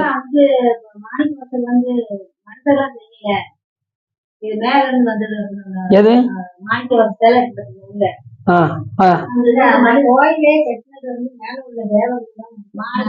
வந்து சாமி வந்து ஒரு பங்கை கொடுத்துட்டாரு, கோயில் கட்டுறவங்கிட்ட கொடுத்துட்டாரு. அது வந்து ஆனா பணம் வந்து பணம் கொடுத்தது அரிமத்திர பாண்டிய மன்னன். யார்கிட்ட கொடுத்தாரு? மாணிக்கவாசர்கிட்ட கொடுத்தாரு. மாணிக்கவாசர் யார்கிட்ட கொடுத்தாரு? சிவருமான திருவடியில கொண்டு போய் வச்சுட்டாரு. சாமி இந்த பணத்தை நீங்க என்ன பண்ணுவீங்களோ பண்ணுங்கன்னு சொல்லி சாமி கிட்ட ஒப்படைச்சிட்டாரு, திருவடி கிட்ட வச்சிட்டாரு. சாமி வந்து தலைமை அடியார ஒருத்தரை கூப்பிட்டாரு, ஒரு பங்கு. இது வாயூர் அடிகள் பானம் சொல்லுது. சரி, பேனை போடலையா? வெட்டியா இருக்குச்சா? எல்லாம் இன்ட்ரெஸ்ட்ல அப்படியே உட்காந்துட்டீங்களா? அப்படியா? என்ன மாணிக்கவாசர் பெருமான் என்ன பண்ணாரு? சாமி திருவடியில வச்சதோ அதை 3 பங்காக பிரித்தாங்க. சாமி கரெக்டா வந்தீங்க. என்ன உட்காருங்க சார், என்ன 3 பகுதியாக பிரிச்சாரு. தலைமை அடியார கூப்பிட்டாரு ஒரு பங்கு, கோயில் கட்டுறவங்க கூப்பிட்டாரு ஒரு பங்கு, அதுக்கப்புறம் வரியவருக்கு ஒரு பங்கு, 3 பகுதியாக பிரிச்சாருன்னு சொல்லி வாதவூர் அடிகள் புராணம் சொல்லுது. ஆமா, அப்படி கொண்டு வந்ததுனால அவர் பணம் உதவுனதுனால அரிமர்த்தன பாண்டிய மன்னனையும் சிவபெருமான் ஆட்கொண்டார். உங்களுக்கு அப்ப இதுல இருந்து என்ன தெரியுது அப்படின்னா, பணமாக கொடுத்தாலும் கூட சிவபெருமான் அந்த உயிரை விடுறது இல்லை. நமக்கு பொருள் தான் வாங்கி கொடுக்கணும், பணமா கொடுத்தா கூட சாமி அதை ஆட்கொள்றாரு. அதே மாதிரி தர்மம் செய்யும் போது அப்படிதான், நீங்க பொருளா வாங்கி கொடுத்தாலும் சரி பணமாக கொடுத்தாலும் கூட அது வந்து யாருக்கு தெரியும்? நீங்க கொடுக்கறது சிவபெருமானுக்கு தெரியும். அதனால அது போய் சேர்ந்தோம். சரி, அடுத்து நம்ம பெருந்துறை பக்கத்துல அடுத்து முற்றுதல் இப்ப கூப்பிட்டாங்க. ஆமா, 2 கோயில கூப்பிட்டுருக்காங்க, போவோம்னா திருவள்ளுவர் கூப்பிட்டு. சரி, அப்படி நாதோறும் உதவி செய்யக்கூடிய கைமாறு கருதாத அடியவர் மக்கள் அங்கே திருச்செந்தூரில் இருக்கின்றார்கள். அது இறைவனருக்கு இருக்கின்ற யாசகருக்கு இனிய 5 அருக்களை போல ஒவ்வொரு நாளும் ஈந்து இன்புற்று இருப்பவர்கள், ஒவ்வொரு நாளும் பிறருக்கு கொடுக்கணும்னு சொல்லி ஈந்து இருப்பவர்கள் அங்கே எண்ணில்லாதவர்கள் இருக்கின்றார்கள் அப்படிங்கிற அந்த பாட்டுல சொல்றாருல. திருச்செந்தூர் இதுல நம்ம கந்தர் அலங்காரத்தை சொன்னார்ல, வயிர் கதிர் வடிவோனை வாழ்த்தி நொய்யிற் பிளவேனும் நுங்கற்கு இங்கன் என்ன சொன்னாரு? வெயிற்கு உதவாது உயிர்க்கு ஒதுங்க உதவாத நிழல் போல கையில் பொருளும் உதவாது காடும் கடைவழிக்கே என்று அந்த பாட்டுல சொல்றாரு. சிவராஜ் கரெக்டா சொல்லுவாரு அந்த பாட்டு. 101 பாட்டு மனப்பாடம். ஆமா, கந்தர் அலங்காரம், கந்தர் அனுமதி 51 பாட்டு மனப்பாடம். எல்லாம் முருகப்பெருமான் பக்தர் கிடையாது, பக்தி வெறியர். அவர் வந்து நம்ம நண்பர் சொல்றதுக்கு ரொம்ப சந்தோஷமா இருக்கு. நாங்க 2 பேரும் ஒரு நூலை படிச்சோம். அப்பயே அப்படிதான் 2 பேரும் தான் சாமி கும்பிடுவோம். கிளாஸ்லயே நாங்க 2 பேரும் தான் சாமி கும்பிடுவோம். யாருமே இவங்க ஒவ்வொரு சாமி கும்பிடுற கூப்பிட்டு குறிப்பி அப்படின்னு எங்களை 2 பேரும் பிடிச்சு விட்டுருவாங்க. அந்த மாதிரி நாங்க 2 பேரும் ஓடிக்கிட்டு இருப்போம். சரி, அப்படி இப்ப ஒரு அம்மா என்ன செஞ்சாங்கன்னா, எந்த நேரமும் துட்டு துட்டு துட்டு துட்டு பணம், பணம் கொண்டு வந்திருக்கியா, என்னையா அப்படின்னு அந்த ஐயாவை போட்டு படாத பாட்டு படுத்துவாங்களாம். பணம் பணம் பணம் வச்சிருக்கியா, பணம் சம்பாதிச்சிருக்கியா, எத்தனை இடம் வாங்கியிருக்க, என்ன வாங்கியிருக்க அப்படின்னு ஒரே அந்த ஐயாவை போட்டு டார்ச்சர் தாங்க முடியாம 2 பேருக்கு பிரச்சனை ஆகி அந்த அம்மா என்ன செஞ்சிருச்சு, சட்டி புட்டிலாம் எடுத்துக்கிட்டு ஒரு ஆட்டோவில் ஏறி நேரம் எங்க அப்பா வீட்டுக்கு போறேன் போ அப்படின்ட்டு அந்த ஐயாவை விட்டுட்டு என்ன பண்ணாங்கன்னா, நேரம் ஆட்டோவை பிடிச்சு போனாங்க. அவன் என்ன பண்ணிட்டான், ஒரு உச்ச வெயில்ல விட்டுட்டு அவன் பாட்டு ஓடியே போயிட்டான் அந்த ஆட்டோக்காரன். இவர் பின்னாடியே வந்திருக்காரு அந்த ஆளு, யாரு, அவர் கணவன். இவர் பின்னாடியே வந்து சரி இப்படி வெயில்ல நினைக்கிறவன் எங்கேயாவது நிழல் இருக்கான்னு அந்த அம்மா பார்த்துச்சு, முடியல. சரின்ட்டு அந்த ஐயா வந்தாரு. அம்மா ஒரு நிழல் இருக்கலாமா, இவன் அந்த உச்ச வெயில்ல நம்ம நிக்கும் போது நம்மளுடைய நிழல் படுமா படாதா? அந்த நிழல்ல நிக்கலாம்ல, நிக்கலாமா நிக்க கூடாதா? நிக்க முடியாது. அதான் சொல்றேன், நிக்க முடியாது. அதான் வெயிலுக்கு ஒதுங்க உதவா நிழல். ஓ நிழலே உனக்கு உதவலையே, வெயிலுக்கு ஒதுங்கிறதுக்கு ஓ நிழலே உனக்கு உதவல, அப்ப நீ சேர்த்து வைத்த பொருள் உனக்கு எப்படி உதவும் அப்படின்னு கேட்கிற அந்த பாட்டுல. வெயிலுக்கு ஒதுங்க உதவா நிழல் போகல, கையில் பொருளும் உதவாது காணும் கடைவெளிக்கு. கடைசி காலத்துல நீ சேர்த்து வைத்த பொருள் என்ன செய்யாது, உனக்கு கடைவெளிக்கு கடைசி காலத்துல வரவே வராது. அப்ப இருக்கும் போது நீ என்ன செஞ்சிரு, தான தர்மங்கள் செய்து விடு. அடுத்து நீ நினைச்சாலும் என்ன செய்ய முடியாது தான தர்மம். அது நீ கொடுக்கும்போது நீ என்ன செய்ய, வயிறு கதிர் வடிவேலனை வாழ்த்தி நொய்யில் பிளவேனும் பகிர்ந்து சிறிதளவாவது நீ என்ன செய்ய கொடுத்து பழகணும். அப்படின்னா பெருசா செய்யற மாதிரி வரும். ஒவ்வொருத்தரும் எப்படி இருக்காங்க தெரியுமா, வர்ற வருமானத்தை அப்படியே எடுத்து செலவு பண்ற அடியாரம் அடியும் பார்த்திருக்கேன். இன்னைக்கு ஒரு 10,000 வருமானம் வரும்னா 10,000த்தையும் இப்படி யாராவது நீங்க பாத்திருக்கீங்களா? 10,000த்தையும் தர்மம் செஞ்ச ஆளை பாத்திருக்கீங்களா? அடியும் பார்த்திருக்கேன். அப்படியே அடியாருக்கு அண்ணன் இருப்புக்கு அப்படின்னு ஒதுக்கிறாங்க. இப்படி செஞ்சாலும் இப்படி செய்யறவங்களும் இருக்காங்க, சில பேர் அதுல பாதி செய்யறவங்களும் இருக்காங்க, அதுல கால்வாசி செய்யறவங்களும் பார்த்திருக்கேன். தர்மம் செய்யணும், தர்மம் செய்யாம அறமே கடவுள் உலகேற்றும் கூட நம்ம அருளாளர்கள் சொல்றாங்க. அறம் வந்து என்ன செய்யும், கடவுள் உலகேற்றும் சாமி. அதனாலதான் அறமே இறைவனை தாங்கி இருக்கின்றது. அதனால நொய்யிற் பிளவேனும் பகிர்மின், கொஞ்சமாவது உதவி பண்ணு நினைக்கணும். ஏற்கனவே உங்கள்கிட்ட சொன்னேன், யாரு நீங்க நோட்டில் எழுதி வச்சீங்கன்னு தெரியல. இன்னைக்கு ஏதோ ஒரு அடியாருக்கு நம்ம செஞ்சிருக்கோமா அப்படின்னு யோசிச்சு பார்க்க சொன்னேன். பாத்தீங்களா? தினசரி ஒரு அடியாருக்கு அன்னம் பழிக்கிறீங்களா? தினசரி ஒரு அடியாருக்கு ஏதாவது கொடுக்குறீங்களா? தினசரி ஒரு அடியாருக்கு ஏதாவது பண்றீங்களா? சிந்திச்சு பாத்தீங்களா? எல்லாம் சொற்பொழி கேட்கல மட்டும்தாங்க. ஏதாவது பக்கத்துல நம்ம தெரிஞ்ச அடியாரா இருந்தாலும் அவங்களுக்கு ஏதாவது செஞ்சு கொண்டு போய் கொடுங்க. அவங்களுக்கு ஏதாவது அடியாருக்கு தினசரி செஞ்சுக்கிட்டே இருக்கணும். சாமிக்கும் அடியாருக்கும் நம்ம வருமானத்துல கொஞ்சமாவது எடுத்து செலவு அவங்களுக்கு 2 நாள் கடைசி காலத்துக்கு அது துணை புரியும், இல்லைன்னா துணை புரியும். புரியுது அவங்களுக்கு? ஏதோ புரியுற மாதிரி இருந்துச்சா நீங்களும் சொல்றீங்க அப்படின்னு புரிஞ்சிருச்சு. சரி, அப்படி எண்ணில்லாத யாசகர்களுக்கு இனி 5 அருட்களை ஒவ்வொரு நாளும் ஈர்ந்து இன்புற்று இருப்பவர்கள் எண்ணில்லாதவர்கள் அங்கே திருச்செந்தூரில் விளங்குகின்றார்கள் அப்படின்னு சொல்றாரு. அதனால நம்ம இருக்கும்போது நொய்யிற் பிளவேனும் என்ன செய்யறோம், பிறருக்கு நாம் கொடுக்க. வெயிலுக்கு ஒதுங்க உதவா நிழல் போல. அதுபோல கடைசி காலத்துல நமக்கு எது வராது, நாம சேர்த்து வைத்திருக்கின்ற செல்வம் நம்ம கூட வராது. அதுல மட்டும் நீங்க தெளிவா இருங்க. இருக்கிறவரைக்கும் எவ்வளவு சம்பாதிக்கிறோமோ சம்பாதிச்சு சேர்த்து சேர்த்து வச்சுட்டு ஒன்னும் அனுபவிக்காம போய் சேர்ந்துடக்கூடாது. இது அவங்களுக்கு என்னைக்குனாலும் ஒரு நாள் ஜனனம் உண்டு, மரணம் கட்டாயமா உண்டு. நம்ம எவ்வளவு சேர்த்து வைத்தா அந்த செல்வம் நம்ம கூட வராது. நாம சேர்த்து வைக்கிற அறம் நம்ம கூட வரும். 4 பேருக்கு நீங்க உதவி கொடுத்து கொடுத்து கொடுத்து கொடுத்து பாருங்க, அதுவும் நம்ம கூட போகும்போது கூட வரும். மற்றது நம்ம கூட வராது. அதனால இருக்கும் போதே தான தர்மங்களை எல்லாம் செய்து வைக்க வேண்டும். சிறு தடவாவது செஞ்சு செஞ்சு செஞ்சு செஞ்சு பண்ணணும். சிறுசா செஞ்சாதான் பெருசா செய்யற மாதிரி யோசனைலாம் வரும். நீங்க பெருசா வச்சீங்கன்னா சிறுசு கூட எதுவும் செய்ய முடியாது, செய்ய முடியாது. அதனால நிறைய செய்யணும்னு நினைங்க. உங்க சாமி கொஞ்சமாவது செய்ய வைப்பார். அது கூட இறைவன் அருளாம என்ன செய்ய முடியாது, நாம செய்ய முடியாது. தான தர்மங்கள் நீங்க செய்யணும்னு நினைப்பீங்க. அதுவும் ஒருத்தர் ஒரு யாசை கேட்டு வந்தாராம். ஒரு 10 ரூபா இருந்தா கொடுங்க அப்படின்னு சொல்லி கேட்டிருக்காங்க. அவர் உடனே டக்குன்னு எடுத்து கொண்டு வந்து கொடுத்தாரு. ஏங்க உடனே கொண்டு வந்து கொடுத்தீங்க? இல்ல நான் கொஞ்சம் யோசிச்சேன்னு வச்சுக்கோங்களேன், உங்களுக்கு இல்லைன்னு சொல்லிடுங்க. ஏன்னா அடுத்த நிமிஷம் என்ன ஆகாதுன்னா நம்ம கொடுக்கறது என்ன மாறிடுமா. அந்த நிமிஷமே நினைச்ச நேரத்திலேயே தர்மம் செஞ்சிடணும். அப்படி இல்லைன்னா அடுத்த நிமிஷமே நம்மளுடைய மனம் மாறிடும். அந்த மனம் இருக்கும்போதே உடனே என்ன செஞ்சிடணும், தர்மத்தை செஞ்சிடணும். கொஞ்சம் யோசிச்சேன்னு வச்சுக்கோங்களேன், அதுக்கப்புறம் உங்க நினைப்பு இறந்து மாறும். 10 ரூபா இருந்தா வீட்டுக்கு ஏதாவது செலவு பண்ணலாமே, இவருக்கு கொடுக்கறதுக்கு வீட்டுக்கு ஏதாவது செலவு பண்ணிடலாமேன்னு அப்படி எண்ணம் போயிடும். இது அவங்களுக்கு ஒரு நிமிஷம் தான் மனம் உடனே குரங்கு மாதிரி மாறி தானம் செய்யணுங்கிற எண்ணம் வரும்போதே உடனே செஞ்சிடணும். கொடுக்கணும்னு நினைச்சிட்டீங்கன்னா உடனே கொடுத்துடணும். இவருக்கு 1000 ரூபா கொடுக்கணும். 1000 ரூபாய் கொடுக்க நீங்க நினைச்சிருப்பீங்க, 1000 ரூபாய் கொடுக்க நினைச்சிட்டு என்னாச்சு அப்படி சரி நம்ம தானே. சரி அப்படியா, சரி எடுத்து கூட வெளியில போட்டுருக்கோம். கேட்க வந்திருக்கு அவ்வளவுதான்.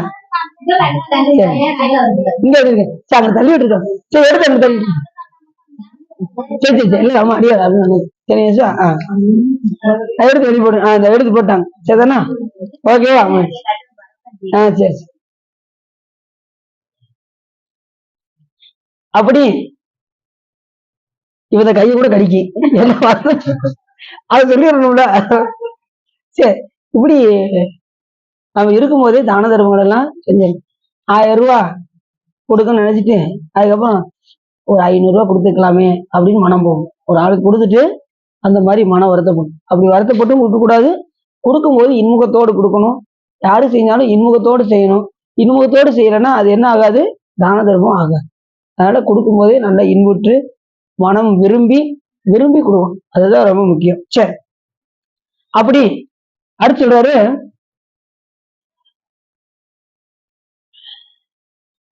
கதிர்கள் வந்தமையை கண்டுகொண்டு களத்தில் நெற்போர் செய்யும் பல உழவர்கள் அங்கே இருக்கின்றார்கள். அந்த காலத்துல உழவு நிறைய நடந்திருக்கு திருச்செந்தூர்ல. இப்ப நடக்கா? இப்ப எங்க நடக்கு? திருச்செந்தூர் தாண்டி தானே இருக்கு, உட்படாதா? அப்ப அந்த காலத்துல இப்பயும் உழவு நடக்குன்னு சொல்றாங்க. அந்த அளவுக்கு பல களத்தில் நெற்போர் செய்யும் பல உழவர்கள் எல்லாம் அங்க நிறைய விளங்குகின்றார்கள் திருச்செந்தூரில்.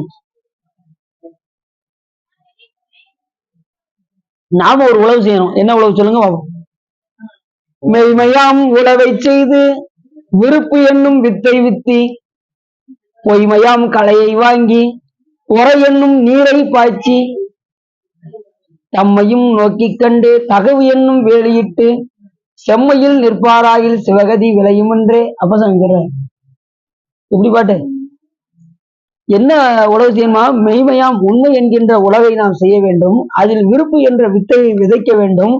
விருப்பம், இறைவனை வழிபாடு செய்யறதுக்கு விருப்பம் தான் ரொம்ப முக்கியம். விருப்பம் இல்லாத வழிபாடு ஆகாது. நீ கோயிலுக்கு போகணும், நீ விருப்பப்பட்டு போனாதான் போக முடியும். ஏன்னா பக்கத்து வீட்டுல கூப்பிட்டாங்கன்னு சொல்லி நீங்க வந்தீங்கன்னு வச்சுக்கோங்க, என்ன எப்போ சாமி விட்டு முடிப்பீங்க, நான் காலத்துல வீட்டுக்கு போகணும் அப்படின்னு நினைச்சுக்கீங்க, போய் வருவீங்க, மனம் ஒன்ற. அது விருப்பம் தான் ரொம்ப முக்கியம். விருப்பு என்னும் வித்தை. அதுக்கு பொய்மையாம் களைய வாங்கணும். பொய்ய களைஞ்சிடணும். அந்த உழவுல பொய்ய களைஞ்சிடணும், உண்மைய உழவாக்கணும், பொய்மையை களையணும், விருப்பத்தை விதைக்கணும்.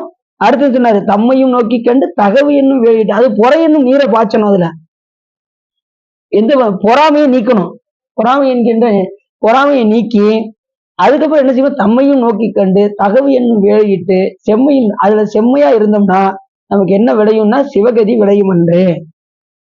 மெய்மையாம் உழவை செய்து விருப்பு என்னும் வித்தை வித்தி, பொய்மையாம் களையை வாங்கி பொறை என்னும் நீரை பாய்ச்சி, தம்மையும் நோக்கி கண்டு தகவு என்னும் வேலையிட்டு செம்மையில் நிற்பாராகில் சிவகதி விளையும் என்று. நல்ல பாட்டு. இந்த பாட்டுலாம் எடுத்து பாருங்க. இப்பதானே சொல்லியிருக்கீங்க. அடுத்த முற்றுவதில் பாத்துருவோம் அப்படிங்கிறீங்களா? இது அப்பசாமியோட பாட்டு. அப்படி நமக்கு ரொம்ப இறைவனை அடைவதற்கு நமக்கு எது ரொம்ப முக்கியம்னா விருப்பம் தான் ரொம்ப முக்கியம். அன்னைக்கே சொன்னாங்கல்ல, இந்த இச்சா சக்தியை மட்டும் சாமி நம்மகிட்ட விட்டுருவாரு. இந்த கிரியா ஞானத்தெல்லாம் சாமி பார்த்துக்குவார். இறைவன்ட்ட அந்த இச்சையை இறைவன் பக்கம் செலுத்திட்டோம்னா உடனே ஆட்கொள்வதற்கு தயாரா இருக்காரு சாமி.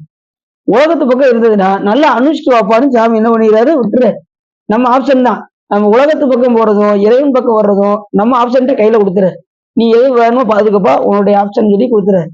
நாம இறைவன் மேல விருப்பப்பட்டா சிவகதி நமக்கு, இறைவன் மேல விருப்பப்படலை அப்படின்னா உலக நீதி நமக்கு. இப்ப அடியார் ஆயிட்டோம், நமக்கு என்ன நீதி துணைக்கு வராது அப்படின்னா உலக நீதி நமக்கு துணைக்கு வராது. உலக நீதிக்கு நமக்கு சம்மந்தமே இல்லை. இப்ப 63 நாயன்மார்களும் உலக நீதியை தாண்டி வந்தவங்க அடியார்கள். 63 நாயன்மார்களும் மனைவி யாராவது கொடுக்க முடியுமா?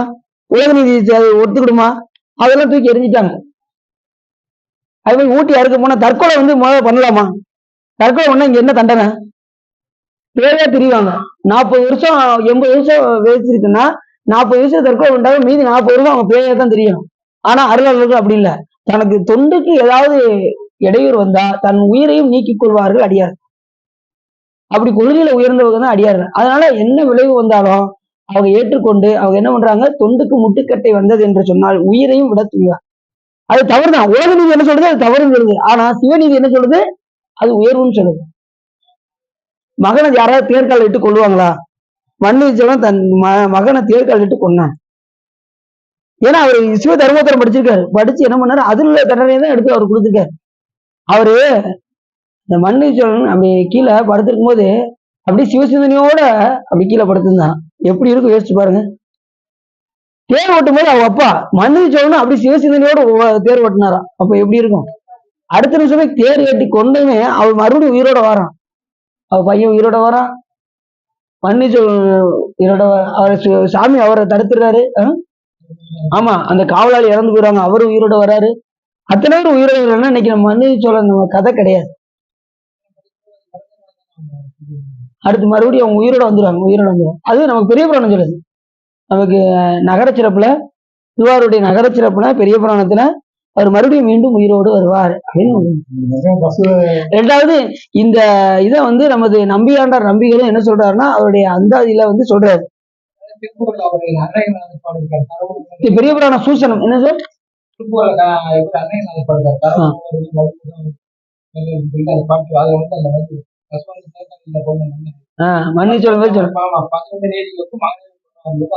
அது மட்டும் தான் வரும். ஆனா அது கூட பின்னாடி உள்ளதுன்னா இவரு நம்பியாண்டர் நம்பியுடைய பெரிய புராண சூசனத்தை எடுத்து படிச்சு பார்த்தா தெரியும். அதுல என்ன சொல்லியிருக்காருன்னா அவர் மீண்டும் எல்லாரும் உயிரோடு வந்தார்கள் அப்படின்னு எழுதியிருக்காரு. அப்படி எல்லாம் இன்னைக்கு கதை கிடையாது.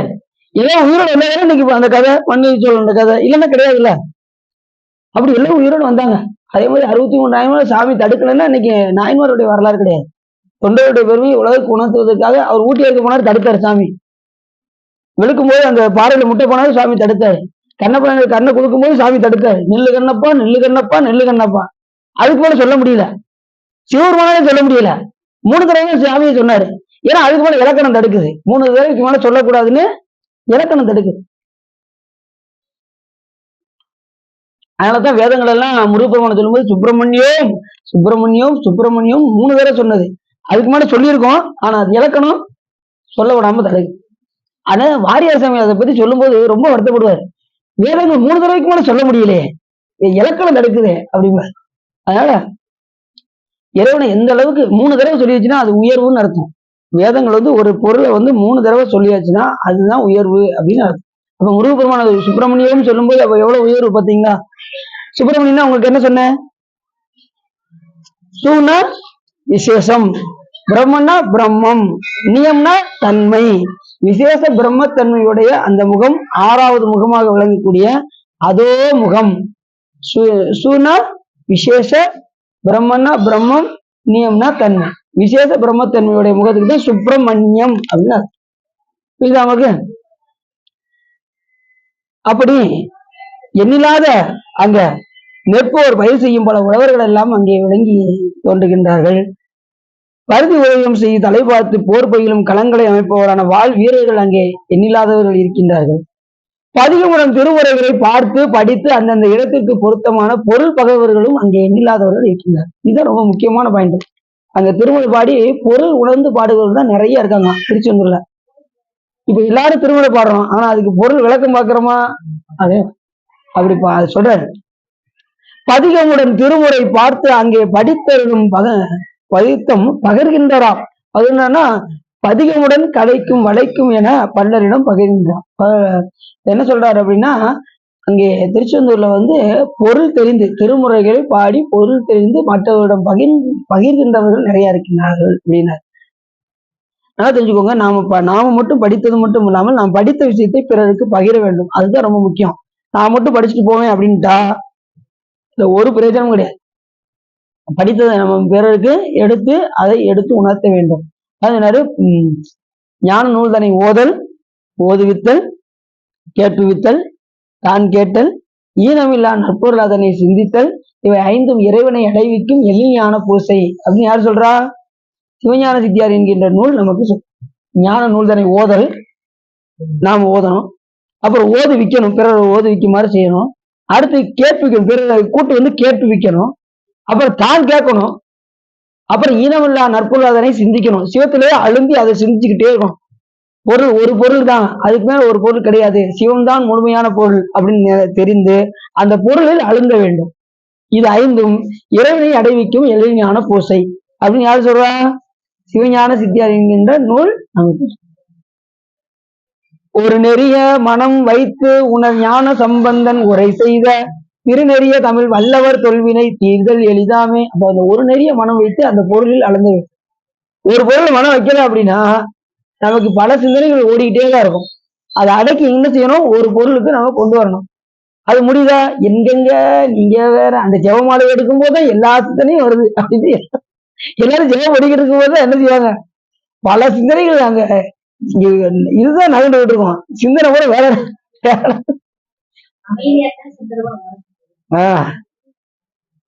அப்படி ஏதாவது சிந்தனை போச்சுன்னா சாமி படத்தை பார்த்து கூட என்ன செய்யுங்க, அப்படி இருக்கா நீங்க மனம் ஒன்றுவீங்க.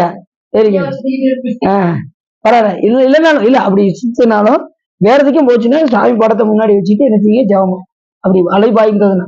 இல்லைன்னா மனதை ஒன்றுபடுத்தி அதுக்கு பிராணாயாமம் பண்ணாம மனம் ஒன்றாது. நல்லா தெரிஞ்சுக்கோங்க. நீங்க சொல்லலாம், சிவா அதெல்லாம் எல்லாத்தையும் கடந்து மனம் ஒன்று அப்படின்னு நினைச்சாலும் முடியாது. ஏன் அப்படின்னா பிராணாயாமம் செய்யாம மனம் அடங்காது. மூச்சு பயிற்சி செய்யறோம்ல, அதுக்கு பிராணாயாமம் பண்ணணும். இப்படி பிடிச்சு இடது நாசி வழியாக ஒரு மந்திரத்தை இழுத்து 4 மந்திரத்தை உள்ள நிப்பாட்டி வலது நாசி வழியாக 2 மந்திரத்தை வெளியிடணும். அதே போல வலது நாசி வழியா ஒரு மந்திரத்தை இழுத்து 4 மந்திரம் உள்ளே நிப்பாட்டி 2 மந்திரத்தை வெளியிடணும். இப்படி விட்டாதான் அந்த உள்ள 4 மந்திரம் சொல்லி நிப்பாட்டுறீங்க பாருங்க, அந்த நேரத்துல சிவபெருமான சிந்திக்கணும். சிந்திச்சா உங்களுக்கு புறத்துல எண்ணம் போகாது. அந்த காற்றை இழுத்து பிடிக்கும் கருத்தறிவாருன்னு கூட யாரு சொல்றா? திருமூலர் என்ன சொல்றாரு? காற்றை பிடிக்கும் கருத்தறிவார். அந்த மூச்சை இழுத்து நிப்பாட்டும் போது சாமி சிந்தனை பண்ணீங்கன்னா வெளியே இதெல்லாம் அப்படி கலைஞ்சிடும். புரியுதா உங்களுக்கு? சாமிய உள்ள இழுத்து அந்த காட்டை உள்ள இழுத்து மூச்சை நிப்பாட்டும் போது சாமி சிந்தனை பண்ணீங்கன்னா வெளி சிந்தனையும் உங்களுக்கு வராது. அந்த நேரத்துல நீங்களே நினைச்சாலும் உங்களுக்கு அந்த சிந்தனையே வராது. சாமி மட்டும்தான் உள்ள தெரிவாரு. நீ அகத்துல கண்ணை மூடினீங்கன்னா சிவபெருமானை தவிர வேற எதுவுமே நமக்கு சிந்திக்க தோணாது. அப்படி நிறைய இருக்கு. அப்படி இந்த பதிகமுடன் திருமுறைகளை பார்த்து படித்து அந்தந்த இடத்திற்கு பொருத்தமான பொருள் பகவர்கள் அங்கே எண்ணில்லாது. பொருள் தெரிஞ்சு என்ன செய்யணும்? பிறருக்கு நாம அதை எடுத்து உரைக்க வேண்டும். அதுக்கு பொருத்தமான பொருள். இப்ப திருமுறைக்கு நீங்க பொருள் காணணும்னு வச்சுக்கோங்களேன், என்ன படிச்சிருக்கணும் தெரியுமா உங்களுக்கு? திருமுறைக்கு நீங்க ஒரு விளக்கம் சொல்றீங்க, அதுக்கு எது தெரிஞ்சிருக்கணும்னா சித்தாந்தம் தெரிஞ்சிருக்கணும். சித்தாந்தம் தெரியாம திருமுறைக்கு இதுதான் விளக்கம் என்று நம்மளால சொல்ல முடியாது. நீங்க இப்ப எத்தனையோ இது பாத்தீங்கன்னா விளக்க உரையெல்லாம் இருக்கு. ஆனா சித்தாந்த அமைப்பில் எழுதப்பட்ட உரைதான் சிறப்புடையது. மற்றதுல மேலோட்டமா சொல்லியிருப்பாங்க உரை, அதை படிச்சாலும் நமக்கு தெளிவு வர முடியாது. சித்தாந்த அடிப்படையில் நீங்க பொருள் கண்டீர்கள் என்று சொன்னால் உங்களுக்கு எப்படி இருக்கும்? ஆனந்தமாக இருக்கும். ரெண்டாவது இறைவன்கிட்ட அப்படியே கொண்டு செலுத்தும். அந்த மாதிரி விளக்க உரையெல்லாம் நீங்க படிச்சீங்கன்னா, இப்ப திருவாசகத்துக்குலாம் பாத்தீங்கன்னா தண்டபாணி தேசிய உரை ரொம்ப அற்புதமா இருக்கும். அதே மாதிரி பெரிய புராணத்துக்கு நீங்க விளக்க உரை எடுத்துட்டீங்கன்னா சீக்கியசியா உரை தான் சிறப்பு. நம்ம சைவரால் ஏற்றுக்கொள்ளப்பட்டது. அது மாதிரி திருக்குறள் அப்படின்னு எடுத்துக்கிட்டீங்கன்னா யாரோட உரை? பரிமேல உரை தான் சிறப்பு. எந்த உரையும் சிறப்பு கிடையாது. சிறப்பு கிடையாதுன்னு சொல்லல. ஆனா நம்ம சைவர்களால் ஏற்றுக்கொள்ளப்பட்ட உரை எதுன்னா பரிமேல். ஏன்னா அவர் வந்து கரெக்டா சொல்லியிருக்காரு.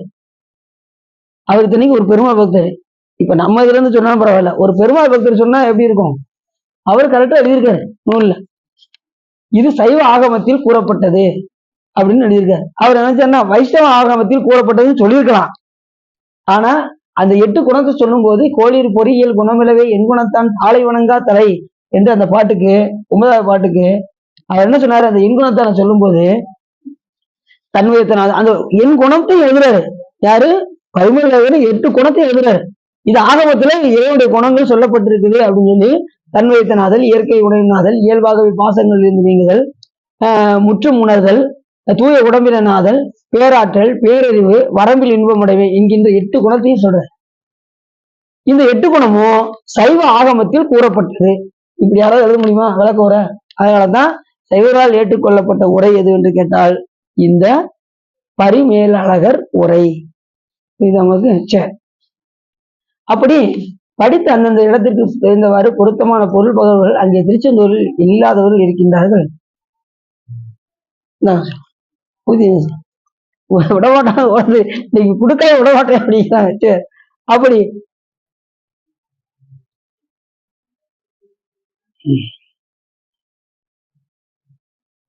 இதனுடைய தாமரையில் இருக்கும் திருமகள் மங்கள கோலம் அடந்தையர் கணவருடன் பிணங்கி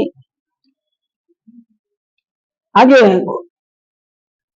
மடந்தையர்கள் எல்லாம் மடவார்கள் எல்லாம் அங்கே நிறைய விளங்குவார்கள். எங்கே? திருச்செந்தூர்ல. எப்படி இங்க மடவார் குலத்தில் அதிக பெண்கள் அதிகமாக இருக்கின்றார்களோ அதே போல திருச்செந்தூர்லயும் மடந்தையர்கள் நிறைய இருப்பாங்களாம். இப்ப நம்ம மடவார்கள் எதுக்கு என்ன சிறப்பு? மடவார் வளாகம் அப்படின்னு என்ன அர்த்தம்? 2 பெண்கள் இல்ல, அதிகமா அங்க பெண்கள் தான் இருந்திருக்காங்க. புதுவையில வந்து அந்த இடத்துக்கு பேரு புதுவைன்னு பேரு. அந்த இடத்துக்கு வந்து புதுவை. அந்த இடத்து புதுவைங்கிறது ஊரு. அந்த இடத்துக்கு பேரு மடவார் வளாகம். பெண்கள் அதிகமாக இருந்த காரணத்தினால் அது மடவார் வளாகம். வளாகம்னா இடம்னு அர்த்தம். மடவார்னா பெண்கள்னு அர்த்தம். பெண்கள் அதிகமாக வசிக்கக்கூடிய இடம் மடவார் வளாகம் அப்படின்னு பேரு. சரி, இப்படி அடுத்து சொல்றாரு, அழகிய தோள்களில் கடப்ப மலைகளில் உள்ள குளிர்ந்த தேன் ஆறு போல பெருகி அங்கே பாயும். அங்க கடப்ப மலர்கள் அதிகமாக இருக்குமா திருச்செந்தூர்ல? ஏதாவது நீங்க பாத்திருக்கீங்க? இப்ப நிறைய அங்கெல்லாம் விளையிறது இல்ல கடப்ப. ஏன்னா அதனாலதான் சிறப்பு. கடப்ப மலை அங்க நிறைய இருக்கிறதுனாலதான் முருகப்பெருமானுக்கு அங்க சாத்தி சாத்தி மகிழ்வார்கள் முன்னாடி. இப்ப கடப்ப மாலையே பார்க்க முடியல. இப்ப நீங்க கடப்ப மாலை பார்க்கணும்னா எங்க பார்க்கலாம்? மதுரையில தான் பார்க்க முடியும். அப்படியா? நல்லா உருண்டை அந்த இது பந்து மாதிரி இருக்கும். அந்த கடப்ப மாலை பார்த்து பூ பார்த்திருக்கீங்கன்னா பந்து பந்து மாதிரி இது மாதிரி இருக்கும். எப்படி சொல்லட்டுமா உங்களுக்கு? இந்த கேள்வி பூ பார்த்திருக்கீங்களா? அது மாதிரி இருக்கும். ஆனா கேள்வி இது வந்து நல்ல உருண்டையா நல்ல பந்து மாதிரி இருக்கும் கடப்ப மாலை. அதுல மாலை கட்டி போட்டா ரொம்ப அற்புதமா இருக்கும் முருகப்பெருமானுக்கு. அது சிறப்பு மலர். மஞ்சள் கலரா இருக்கும். மஞ்சள் ஆரஞ்சு எல்லாம் கலந்து இருக்கும். எல்லா கலரும் கலந்து இருக்கும். நான் உங்களுக்கு இது முடிச்சது காமிக்கிறேன். உங்களுக்கு முடிஞ்சது யாரும் ஞாபகப்படுத்தி சொல்லுங்க. கடப்ப மாலையை பார்த்துருக்கோம். செல்ல இப்ப எல்லாம் தட்டினா வந்துருது இல்ல. கடப்ப மலர் போட்டா வந்துட போகுது. கிடைக்கலையா? சரி, இது மதுரையில இருக்கும். நம்ம முன்ன கூட சொல்லி வைக்கணும். சொல்லி வச்சீங்களா? இல்ல. சரி சரி, இருக்கு அப்படின்னு பாத்துருக்கேன். இப்ப கடைசி மதுரையில தான் பார்த்தேன் இந்த மலர். மதுரைக்கு கடம்பவனம்னு பேரு. அந்த காடே கடம்பவன காடு தான். இது மதுரை. கடம்பவனத்துல சாமி அங்க இருக்காரு தேமுலிங்கமா.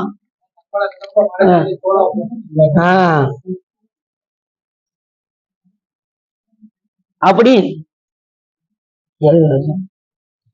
அங்க பார்க்க கூடாது. சரவணா பார்க்காத, அங்க டயத்தை பார்க்காத. வண்டுகள் இருக்கும் சோலைகள் இடம் முழுதும் சிவக்குருளை என கிடைக்கும் இருளின்ற குட்டிகளை போன்ற களிப்புற்று இருக்கும். எதுன்னா அங்க வண்டுகள் எல்லாம் சோலைகள்ல போய் அப்படியே களிப்புட்டு இருக்குமா. எங்க பார்த்தாலும் தேனா இருக்கும் போல. எங்க அங்க சோலைகள்ல எல்லாம் தேனா இருக்கிறதுனால வண்டுகளுக்கும் ரொம்ப குதியாட்டம் நல்லா இன்புற்று இருக்குமா. எங்க? திருச்செந்தூர்ல. அந்த அளவுக்கு முருகப்பெருமான் அந்த வண்டுகளுக்கு அருள் செய்கின்றார்.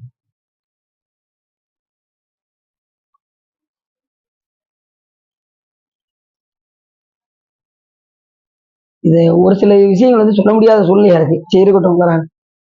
அப்புறம் அங்க உள்ள மாடத்தின் மேல் உள்ள கற்பக தருக்களில் உள்ள மலர்கள் தேனை சிந்தும். மலர்கள்லாம் என்ன செய்யுமா? அந்த தேன்களை சுட்டு சுட்டாக வரும். இப்ப நம்ம பெரிய புராணத்துல அந்த காவிரியினுடைய சிறப்பை சொல்லும் போது பாத்தீங்கன்னா, அந்த பழம் எல்லாம் இருக்கு பாருங்க. பழம் வந்து அப்படியே அந்த இந்த பழம் இருக்கு பாருங்க. பழம் பலாப்பழம், அதான் பழம்னு சொல்லல, பலாப்பழம் அது வடிஞ்சு அந்த தேனை வந்து அப்படி சிந்தும் போது வேலியில நெய் சொல்லுவாங்க பாருங்க, அது மாதிரி இருக்குமா. அந்த ஓமானம் சொல்லும் போது அப்படி சொல்லுவாங்க. அது மாதிரி தாமிரபரணி ஆற்ற சொல்லும் போது, திருவிளையாடல் புராணத்தை தாமிரபரணி ஆற்ற சொல்லும் போது அந்த எல்லாத்தையும் அடிச்சு கொண்டு வந்து ஒரே இடத்துல கூட்டி வந்து சேர்க்குமா. அது எதுக்கு ஓமானம் அப்படின்னா, அடியார்களோடு கூட்டி வைக்கிறதுக்கு ஓமானம் அப்படி சொல்லுவாங்க. ஓமானம் சொல்லும் போது கரெக்டா சொல்லணும், மாத்தி சொல்லிடக்கூடாது. அப்படி அருளாளர்கள்லாம் அப்படி பாடி வச்சிருக்காங்க பாத்துக்கோங்க. சரி, அப்படி மாடத்தின் மேல் எண்ணில்லாத கற்ப தருக்கள் எல்லாம் மலர்கள் தேனை சிந்து கொண்டே இருக்கும். மாடங்கள் எல்லாம் உயர்வாக இருக்கும். அந்த மாட மாளிகை எல்லாம் காண்டலே கருத்தாய் நினைந்திருந்தேன் மனம் புகுந்தாய் களலடி பூண்டு கொண்டொழிந்தேன் புறம் போயினால் அறையோ ஈண்டு மாடங்கள் நீண்ட மாளிகை போலில் கொடி வானிலம் மதி நீண்டி வந்துளவும் திருவாரூரம் மானே அப்படின்னு ஒரு பாட்டு இருக்கு. யாரு? அப்பசாமியோடைய பாட்டு. மாட மாளிகைலாம் நீண்டு நீண்டு நீண்டு நீண்டு மாடங்கள் நீண்ட மாளிகை சோல் ஓலியலு கொடிவான் இளமதி, அந்த மதிய தொடுற அளவுக்கு மாடங்கள் இருக்குமா. அந்த திருவாரூரோட சிறப்பை சொல்லும் போது அப்பசாமி அப்படி சொல்றாரு. அது போல இங்க திருச்செந்தூர்ல மாட மாளிகைலாம் விண்ணளவு உயர்ந்து இருக்கும் அப்படின்னு சொல்றாரு. இது பல இடங்களுக்கு இந்த பாட்டை வந்து ஓமானமா சொல்லலாம். நான் அடி இதுக்கு ஏற்கனவே 2-3 தடவை சொல்லியிருக்கேன் நினைக்கிறேன். இந்த பாட்டு சொல்லியிருக்கேன்ல, நான் அடி இப்ப ஒரு 3 தடவை சொல்லியிருப்பேன். இந்த பாட்டை நீங்க என்ன செஞ்சிருக்கணும் நேரம், அதை எடுத்து பார்த்துருக்கணும். காண்டலே கருத்தா காண்டலே கருத்தாய் இணைந்திருந்தேன் மனம் புகுந்தாய் களலடி பூண்டு கொண்டொழிந்தேன் புறம் போயினால் அறையோ ஈண்டு மாடங்கள் நீண்ட மாளிகை போலில் கொடி வானிலம் மதி நீண்டி வந்துளவும் திருவாரூரும் மானே அப்படிங்கிற பாட்டு. இந்த பாட்டு முழுவதும் இந்த மாதிரி ராகத்துல பாடி பாருங்க, ரொம்ப அற்புதமா இருக்கும். இந்த பதியத்தை இன்னைக்கே நீங்க போறீங்க, போய் பாடி பாருங்க. சரிதானா? அப்பசாமியோடைய தேவாரம். அடுத்து வேற என்னெல்லாம் சிறப்பு அப்படின்னா, நிறமுடைய அங்கே செம்மறி ஆடுகளும் கோயில்களால் விளையும் பெரும் செம்மறி ஆடுகள்லாம் பெரும் முழக்கம் விடுமா. எங்க திருச்செந்தூர்ல முருகப்பெருமானுக்கு ஒரு வாகனம் இருக்கு. என்ன வாகனம் சொல்லுங்க? சொல்லிட்டாங்க. முருகப்பெருமானுக்கு ஒரு வாகனம் ஆடு வாகனம். நமக்கு தெரிஞ்சதெல்லாம் மயில், அந்த சேவல் கொடி, அதை தவிர நமக்கு ஆடுதான். ஏன் அப்படின்னா, அந்த தேவர்கள் எல்லாம் வேள்வி செய்வாங்க. வேள்வி செய்யும் போது மந்திரத்தை மாத்தி சொல்லிடுவாங்க. அதுக்குதான் மந்திரம்னா ரொம்ப கரெக்டா சொல்லணும். இப்ப நம்ம இந்த வடமொழியில மந்திரம் சொல்றோம்ல, வடமொழியில மந்திரம் லேச மாறிட்டாலும் அதுக்கு பொருள் மாறிடும். இப்போ ஓம் வியோம வியாபினே வியோம ரூபாய சர்வ வியாபினே சிவாய அனந்தாய அநாதாய அநாச்சிரதாய துருவாய சாக்வதாய யோகபீட சம்ஸ்கிதாய அப்படிங்கணும். சம்கிதாய அப்படின்ட்டோம்னா ஒரு உச்சரிப்பு மாறிடுச்சுன்னா பொருள் மாறிடும். யோகபீட சம்ஸ்கிதாய அப்படின்னு சொல்லணும். சம்கிதாயம் செய்யக்கூடாது. சம்ஸ்கிதாய நித்திய யோகினே தியானகாராய ஓம் நமச்சிவாய சர்வப்பிரவே சிவாய ஈசானமூர்த்தியே தத்புருஷ பக்தாய அகோர இருதாய வாமதேவ குக்யாய சத்யோஜாத மூர்த்தையே ஓம் நமோ நம குக்கியாய புக்கியாய அப்படி சொல்லணும்.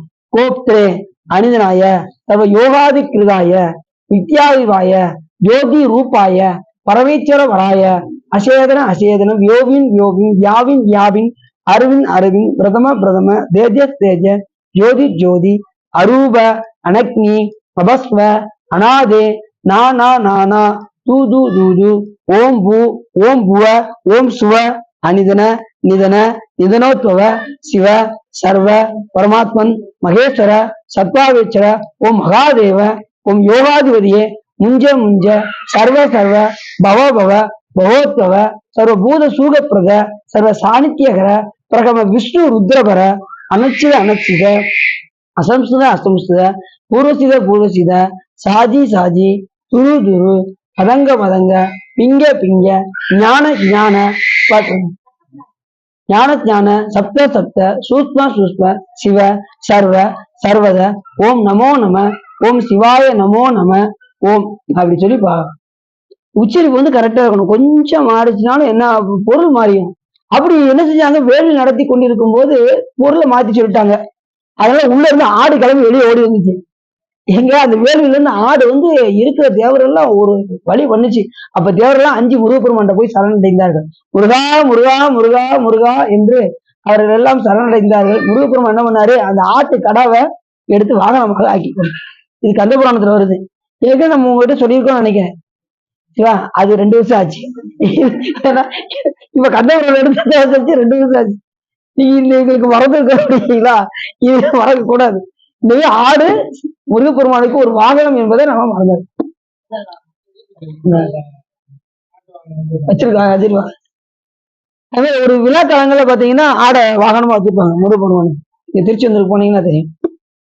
திருச்செந்தூருக்கும் போக வேண்டியது. நம்மளும் அந்த புராணத்துல இருந்து சொல்லிட்டு தான் இருக்கோம். அதுக்கு ஒரு வாய்ப்பே கிடைக்க மாட்டேங்குது.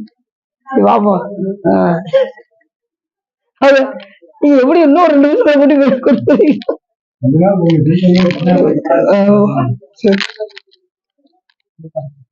கூட்டம் ரொம்ப. எப்ப போனாலும் காலையில போனா சாயங்காலம் தான் வெளியில பார்த்துட்டு வர முடியும். சரி, ஊழல் நாள் போனாலும் அந்த மாதிரிதான் இருக்கு. இப்ப எப்ப பார்த்தாலும் பிஸியா இருக்காரு சாமி. கூட்டம் தான். சரி, அப்படி முருகப்பெருமானுடைய எல்லை இல்லாத கருணை. அங்க வந்து சாமி எப்படி இருக்காரு, பிறவி என்னும் இக்கடலை நீந்ததன் பேரருள் தந்து அருளினான். அந்த பிறவி என்கின்ற கடலை கடப்பதற்கு சாமி கடல் பக்கத்திலே இருக்காரு முருகப்பெருமான். எப்படியாவது என் திருவடியை வந்து பற்றுங்கப்பா, உங்களை கரையேற்றுகின்றேன் என்று முருகப்பெருமான் அப்படி கரையோரமா நிக்காது. நாம எதுல தத்தளிச்சுக்கிட்டு இருக்கோம், கடல்ல தத்தளிச்சுக்கிட்டு இருக்கோம். எப்படியாவது திருவடியை பற்றுங்க, உங்களை தூக்குறேன் அப்படின்னு முருகப்பெருமான் தயாரா இருக்காரு. அதுக்குரிய உபகாரமும் கொடுக்காரு, தோணியும் கொடுக்குறாரு. நம்ம பிடிச்சி மேல ஏறி வர்றதுக்கு யோசிச்சுக்கிட்டு இருக்கோம். தோணியும் கொடுத்து இப்ப இந்த மந்திரத்தை சொல்லி வாப்பா, இந்த திருமுறை பாடி வாப்பாங்கிற தோணியும் கொடுத்துருவாரு. நாம இந்த தோணியை பற்றி போவோமா இல்ல வேண்டாமா, வேண்டாம்னு யோசிச்சுக்கிட்டு முங்கி உள்ள போயிட வேண்டியதான். நம்ம பற்றணும்னா என்ன செய்வாரு சாமி, பொண்ணு வந்து கரைச்சிரு. காத்தாழ்வர் காவல் இழந்தமையால் கடல் கொண்டவர் கண்டுகொள் என்று மிரட்டு நீட்டாய கயம்புக நூக்கியிட நிலை கொள்ளும் வழித்துறை ஒன்றறி அப்படின்னு யாரும் சொல்றாரு. அப்போ சாமி சொல்றாரு, நான் குளத்தை தத்தச்சிக்கிட்டு இருக்கேன், என்னை கொஞ்சம் காப்பாற்ற கூடாதான்னாராம்.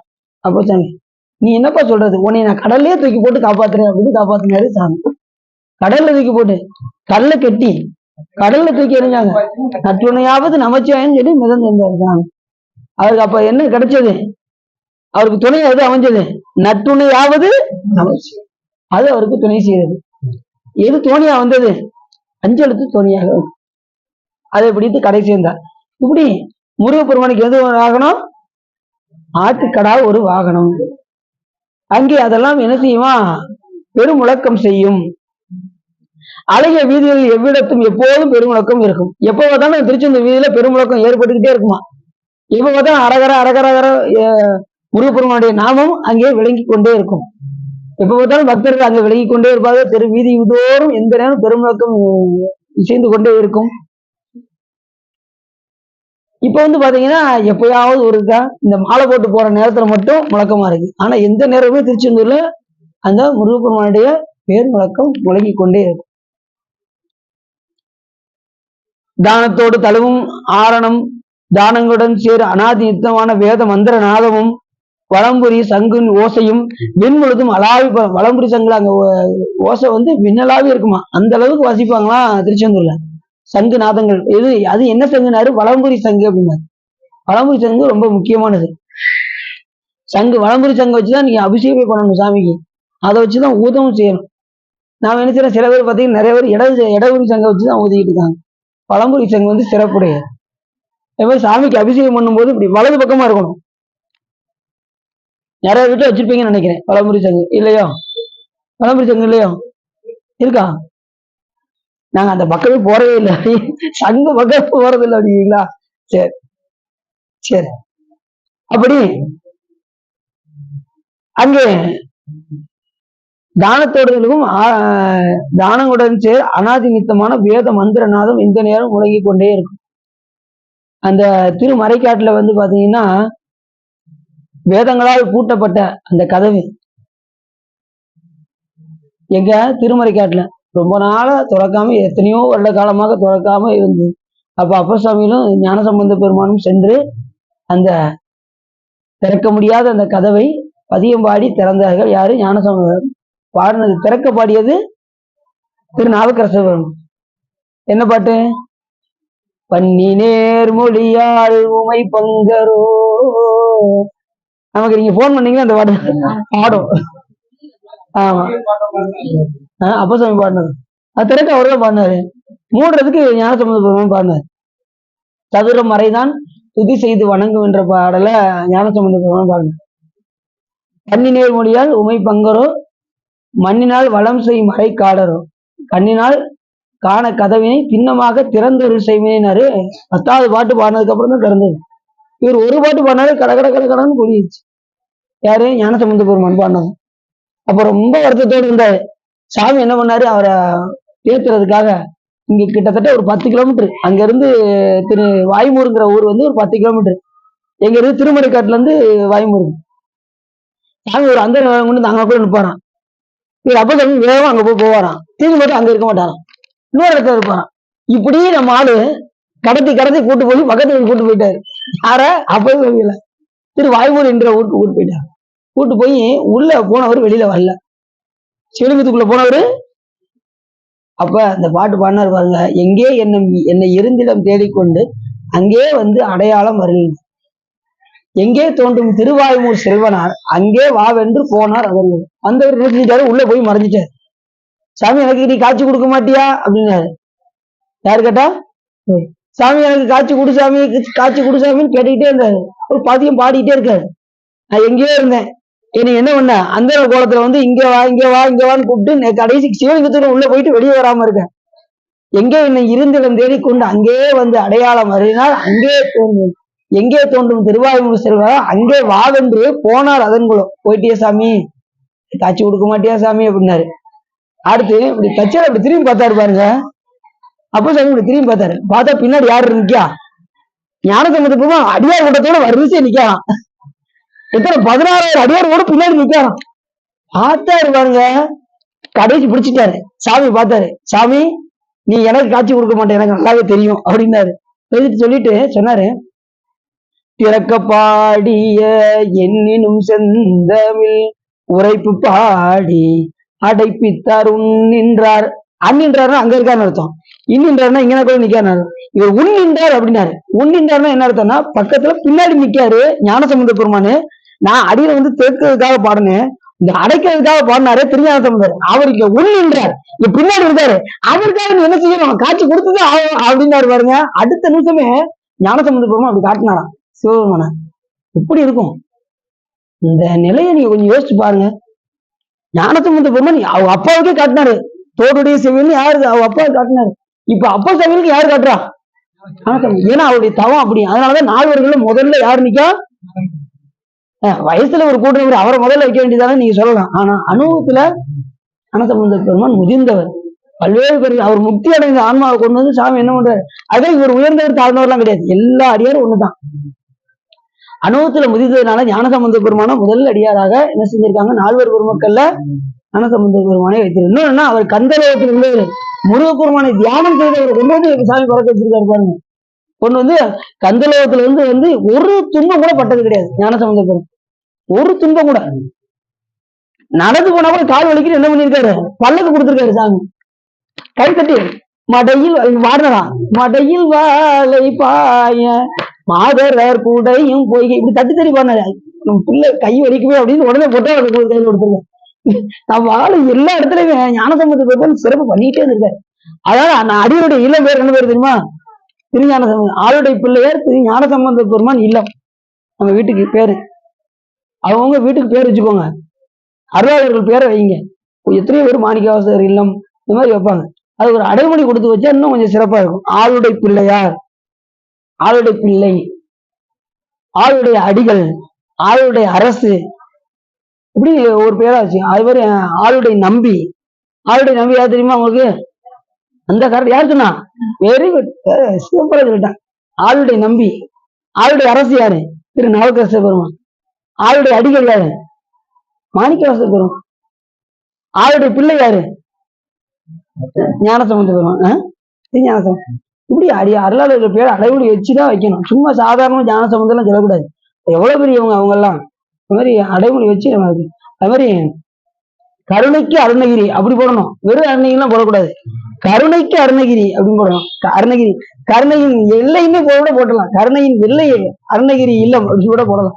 இந்த மாதிரி சிறப்பு ஏதாவது வச்சு நம்ம என்ன செய்யணும்? அடைமொழி கொடுத்துதான் அந்த வீட்டினுடைய இல்லத்துக்கு பேர் வைக்கணும். நம்ம நம்ம இப்போ சொந்தக்காரங்க பேரெல்லாம் வச்சுக்கிட்டு இல்லம் இல்லம் நம்ம என்ன செய்யக்கூடாது. புரியுதா உங்களுக்கு?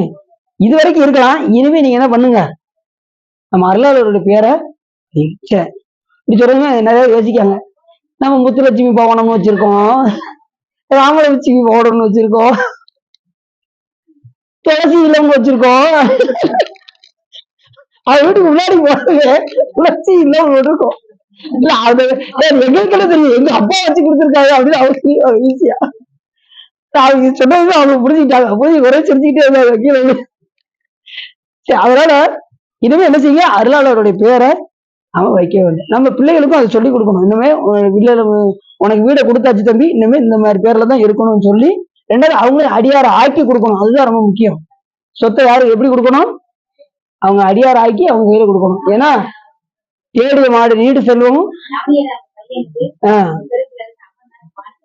போட்டுருக்காங்களா? சரி.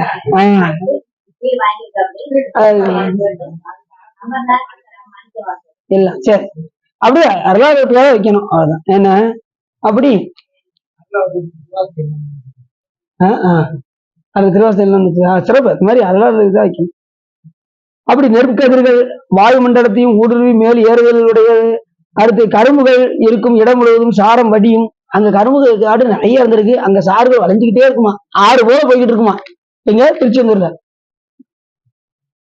அடுத்து அப்புறம் அங்க சங்குகள் கூட்டமாக நெற்பயிரின் நடுவே பவனி வரும். சங்கு கூட்டம்னா நெற்பயிரின் நடுவில் வரும். அடுத்து அங்க பெரிய மரங்கள் எல்லாம் ஊடுருவி உயரும். அடுத்து அங்க ஓடைகள் இடங்கள் ஒளிர்கின்ற கவிழ்மிகு மலர்களை காண்பிக்கும். ஒளிர்கின்ற காட்டு யானைகள் நெட்டி பட்டங்களை காண்பிக்கும். கரைகள் மிக குளிர்ந்த நீரை காண்பிக்கும். இப்படி நிறைய சிறப்புகள். தட்பமுடைய சந்தன மரங்கள் எல்லாம் கிளைகளை காண்பிக்கும். இப்படி நிறைய சொல்றாரு. அங்கே வண்டுகள் யாவும் அடியவரை மொய்த்து உண்டு இருப்பது போல, எப்படி அடியார் திருக்கூட்டத்தோடு இருக்கணுமா, அது போல வண்டுகள் எல்லாம் அங்க எப்படி இருக்குமா, கூட்டம் கூட்டமா இருக்கணும். அது போல நாம எங்க இருக்கணும் அப்படின்னா, அடியார் கூட்டத்திலே மொச்சிக்கிட்டே இருக்கணும். அடியாரை விட்டுறவே கூடாது. வண்டு எப்படி மொய்க்குதோ அது சிவா வாங்க, திருமலை போல வாங்க அப்படின்னு அங்க போய் ஒட்டிக்கிடணும். அவங்க யாரு, நம்மளை தேடி வரட்டும் அப்படின்னு நினைச்சிட்டோம்னா நமக்கு இன்னும் தகுதி இல்லைன்னு அர்த்தம். நம்மளை தேடி வரட்டும், நமக்கு போன் பண்ணட்டும், நம்ம அப்ப போய்க்கிடுவோம் அப்படின்னா என்ன செய்யக்கூடாது. கூட உடனே ஒரு போனை போட்டு சோ வரீங்களா, திருமண போல வாங்க அப்படின்னு எல்லாரையும் கூப்பிட்டு அழைத்து அத்தனை பேரும் உட்கார்ந்து, இன்னும் நம்ம என்ன செய்யக்கூடாது, பாகுபாடு பார்க்கவே கூடாது. வேதம் பார்த்தோம்னா நமக்கு ஞானம் பாரு, நம்ம எவ்வளவு பெரிய ஆளு, போன் போடட்டும் அப்ப போய்க்குவோம் அப்படின்னு நினைக்க கூடாது. எப்பயுமே அந்த தன்மையில இருந்து நம்ம மாறிடுறது. புரியுதா உங்களுக்கு? சரி, இதுக்காக உள்ளம் இதெல்லாம் என்னன்னா, இதெல்லாம் திருச்செந்தூருடைய மகிமைகள். இன்னும் என்ன நிறைய சொல்றாங்க. அது வந்து ஒரு அளவுக்கு நம்ம மரக்கிளை எல்லாம் அங்க இருக்கும். அங்க குரங்குகள் எல்லாம் குடியிருக்கும். எங்க திருச்செந்தூர்ல. இப்ப நீங்க குரங்கு பாத்திருக்கீங்களா? திருச்செந்தூர்ல ரொம்ப குறை. அது மயில் கூட்டங்கள் நடனமாடும். மயில் கூட்டங்கள் நிறைய இருக்கு. நம்ம இப்ப ஒண்ணு ரெண்டு தெரியுது. இப்ப எங்க தெரியும் அப்படின்னா, அன்னம்பாளையத்துக்கு நிப்பம் பாருங்க வரிசையில, அங்க நிறைய வரும். இப்ப அன்னதான கூட கட்டியிருக்காங்க பாத்தீங்களா, அங்க வரிசையில் நிக்கும் போது அப்பப்ப வந்து மயில் வந்து போகும். அதே மாதிரி கோபுரத்தோட உச்சியில நிறைய பார்க்கலாம் நீங்க மயில் கூட்டங்க. அப்படி இந்த ஜெயந்தி ஒரு அத்தியாயத்துல கிட்டத்தட்ட அங்க வீதிகளில் அந்தணர்கள் வேள்வி செய்ய ஓதும் மறை ஓசை, அங்க எந்த நேரமும் வேதங்கள் ஓதுகிற அந்த மறை ஓதுகின்ற அந்த வேத முழக்கம் எந்த நேரமும் கேட்டுக்கிட்டே இருக்குமா எங்க திருச்செந்தூர்ல. இப்பயும் நீங்க பாத்தீங்கன்னு வச்சுக்கோங்களேன், அங்க உள்ள எல்லாரும் அந்த பூஜை நேரத்துல பாத்தீங்கன்னா அந்தணர்கள்லாம் ஒருவேள அந்த வேதங்களை முழக்குவாங்க. நீங்க பள்ளியிற பூஜையில போய் பாத்தீங்கன்னா தெரியும். அந்த பள்ளியிற பூஜையில அந்தணர்கள்லாம் வேள்வி செய்து முடித்து அதுக்கப்புறம் அந்த வேத முழக்கெல்லாம் முடிச்சதுக்கு அப்புறம் ஒண்ணுவோட ஒண்ணு பாடுவாங்க. அடியார்களாம் என்ன பாடுவாங்க சொல்லுங்க பாப்போம். பள்ளியறையில என்ன பாட்டு பாடுவாங்க சொல்லுங்க பாப்போம். முதல்ல என்ன பாடுவாங்க? பஞ்சபுராணம் பாடுவாங்க. பள்ளியறை பூஜை என்ன பண்ணுவாங்க? பஞ்சபுராணம். அப்ப இதுல இருந்து என்ன தெரியுது? சிவபெருமான் வேற இல்ல, அது பாடுறாங்க பாத்தீங்களா? பாத்தீங்களா? அப்ப அங்கேயே நீ பள்ளி அழிச்சு பள்ளிய எல்லாமே பாடலாம் நீங்க. ஏன்னா அது முருகப்பெருமான் திருக்கோயிலா இருந்தாலும் என்ன பாடுவாங்க? பஞ்சபுராணம் தான். ஏன்னா சிவபெருமான் வேற இல்ல, முருகர் வேற இல்ல என்பதை உணர்த்தக்கூடிய. அங்கேயும் சண்டீசர் இருக்காரா?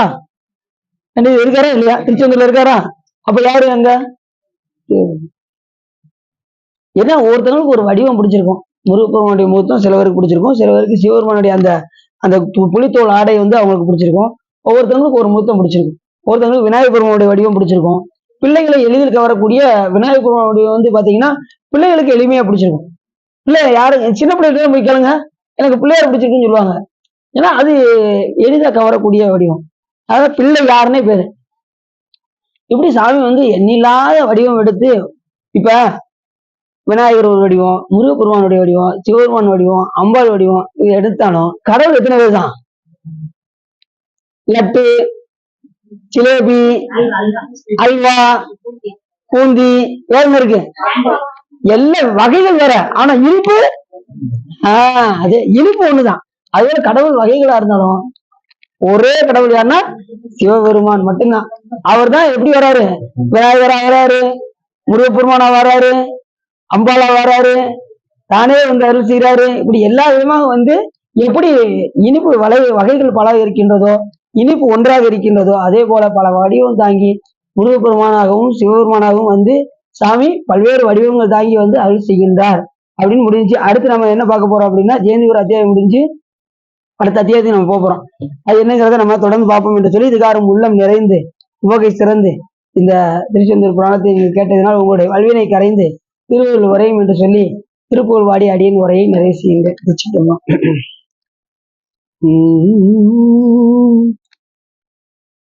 பக்தியான் உனைப்பு அழகாலும் பற்றிய மாதிருபுகழ் பாடி முத்தனமாறனை பெருவாழ்வில் முக்தியை சேர்வதற்கருள்வாயே உத்தமதானதர் குணநேயா ஒப்பிலமாமணிகிரிவாசா வித்தக ஞானதத்தினி பாதா வெற்றிவேல் ஆயுத பெருமாளே வெற்றிவேல் ஆயுத பெருமாளே.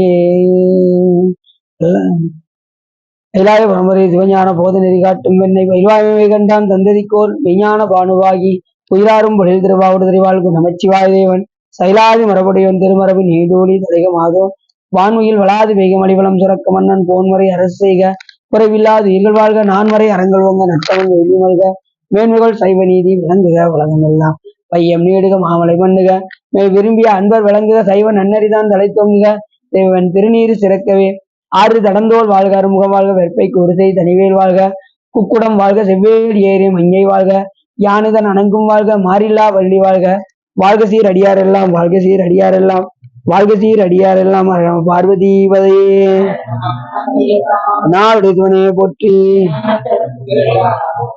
வேல் முகனுக்கு சிற்றம்பலம் தில்லையம்பலம் பொன்னம்பலம் அருணாச்சலம் ஏகாம்பரம்.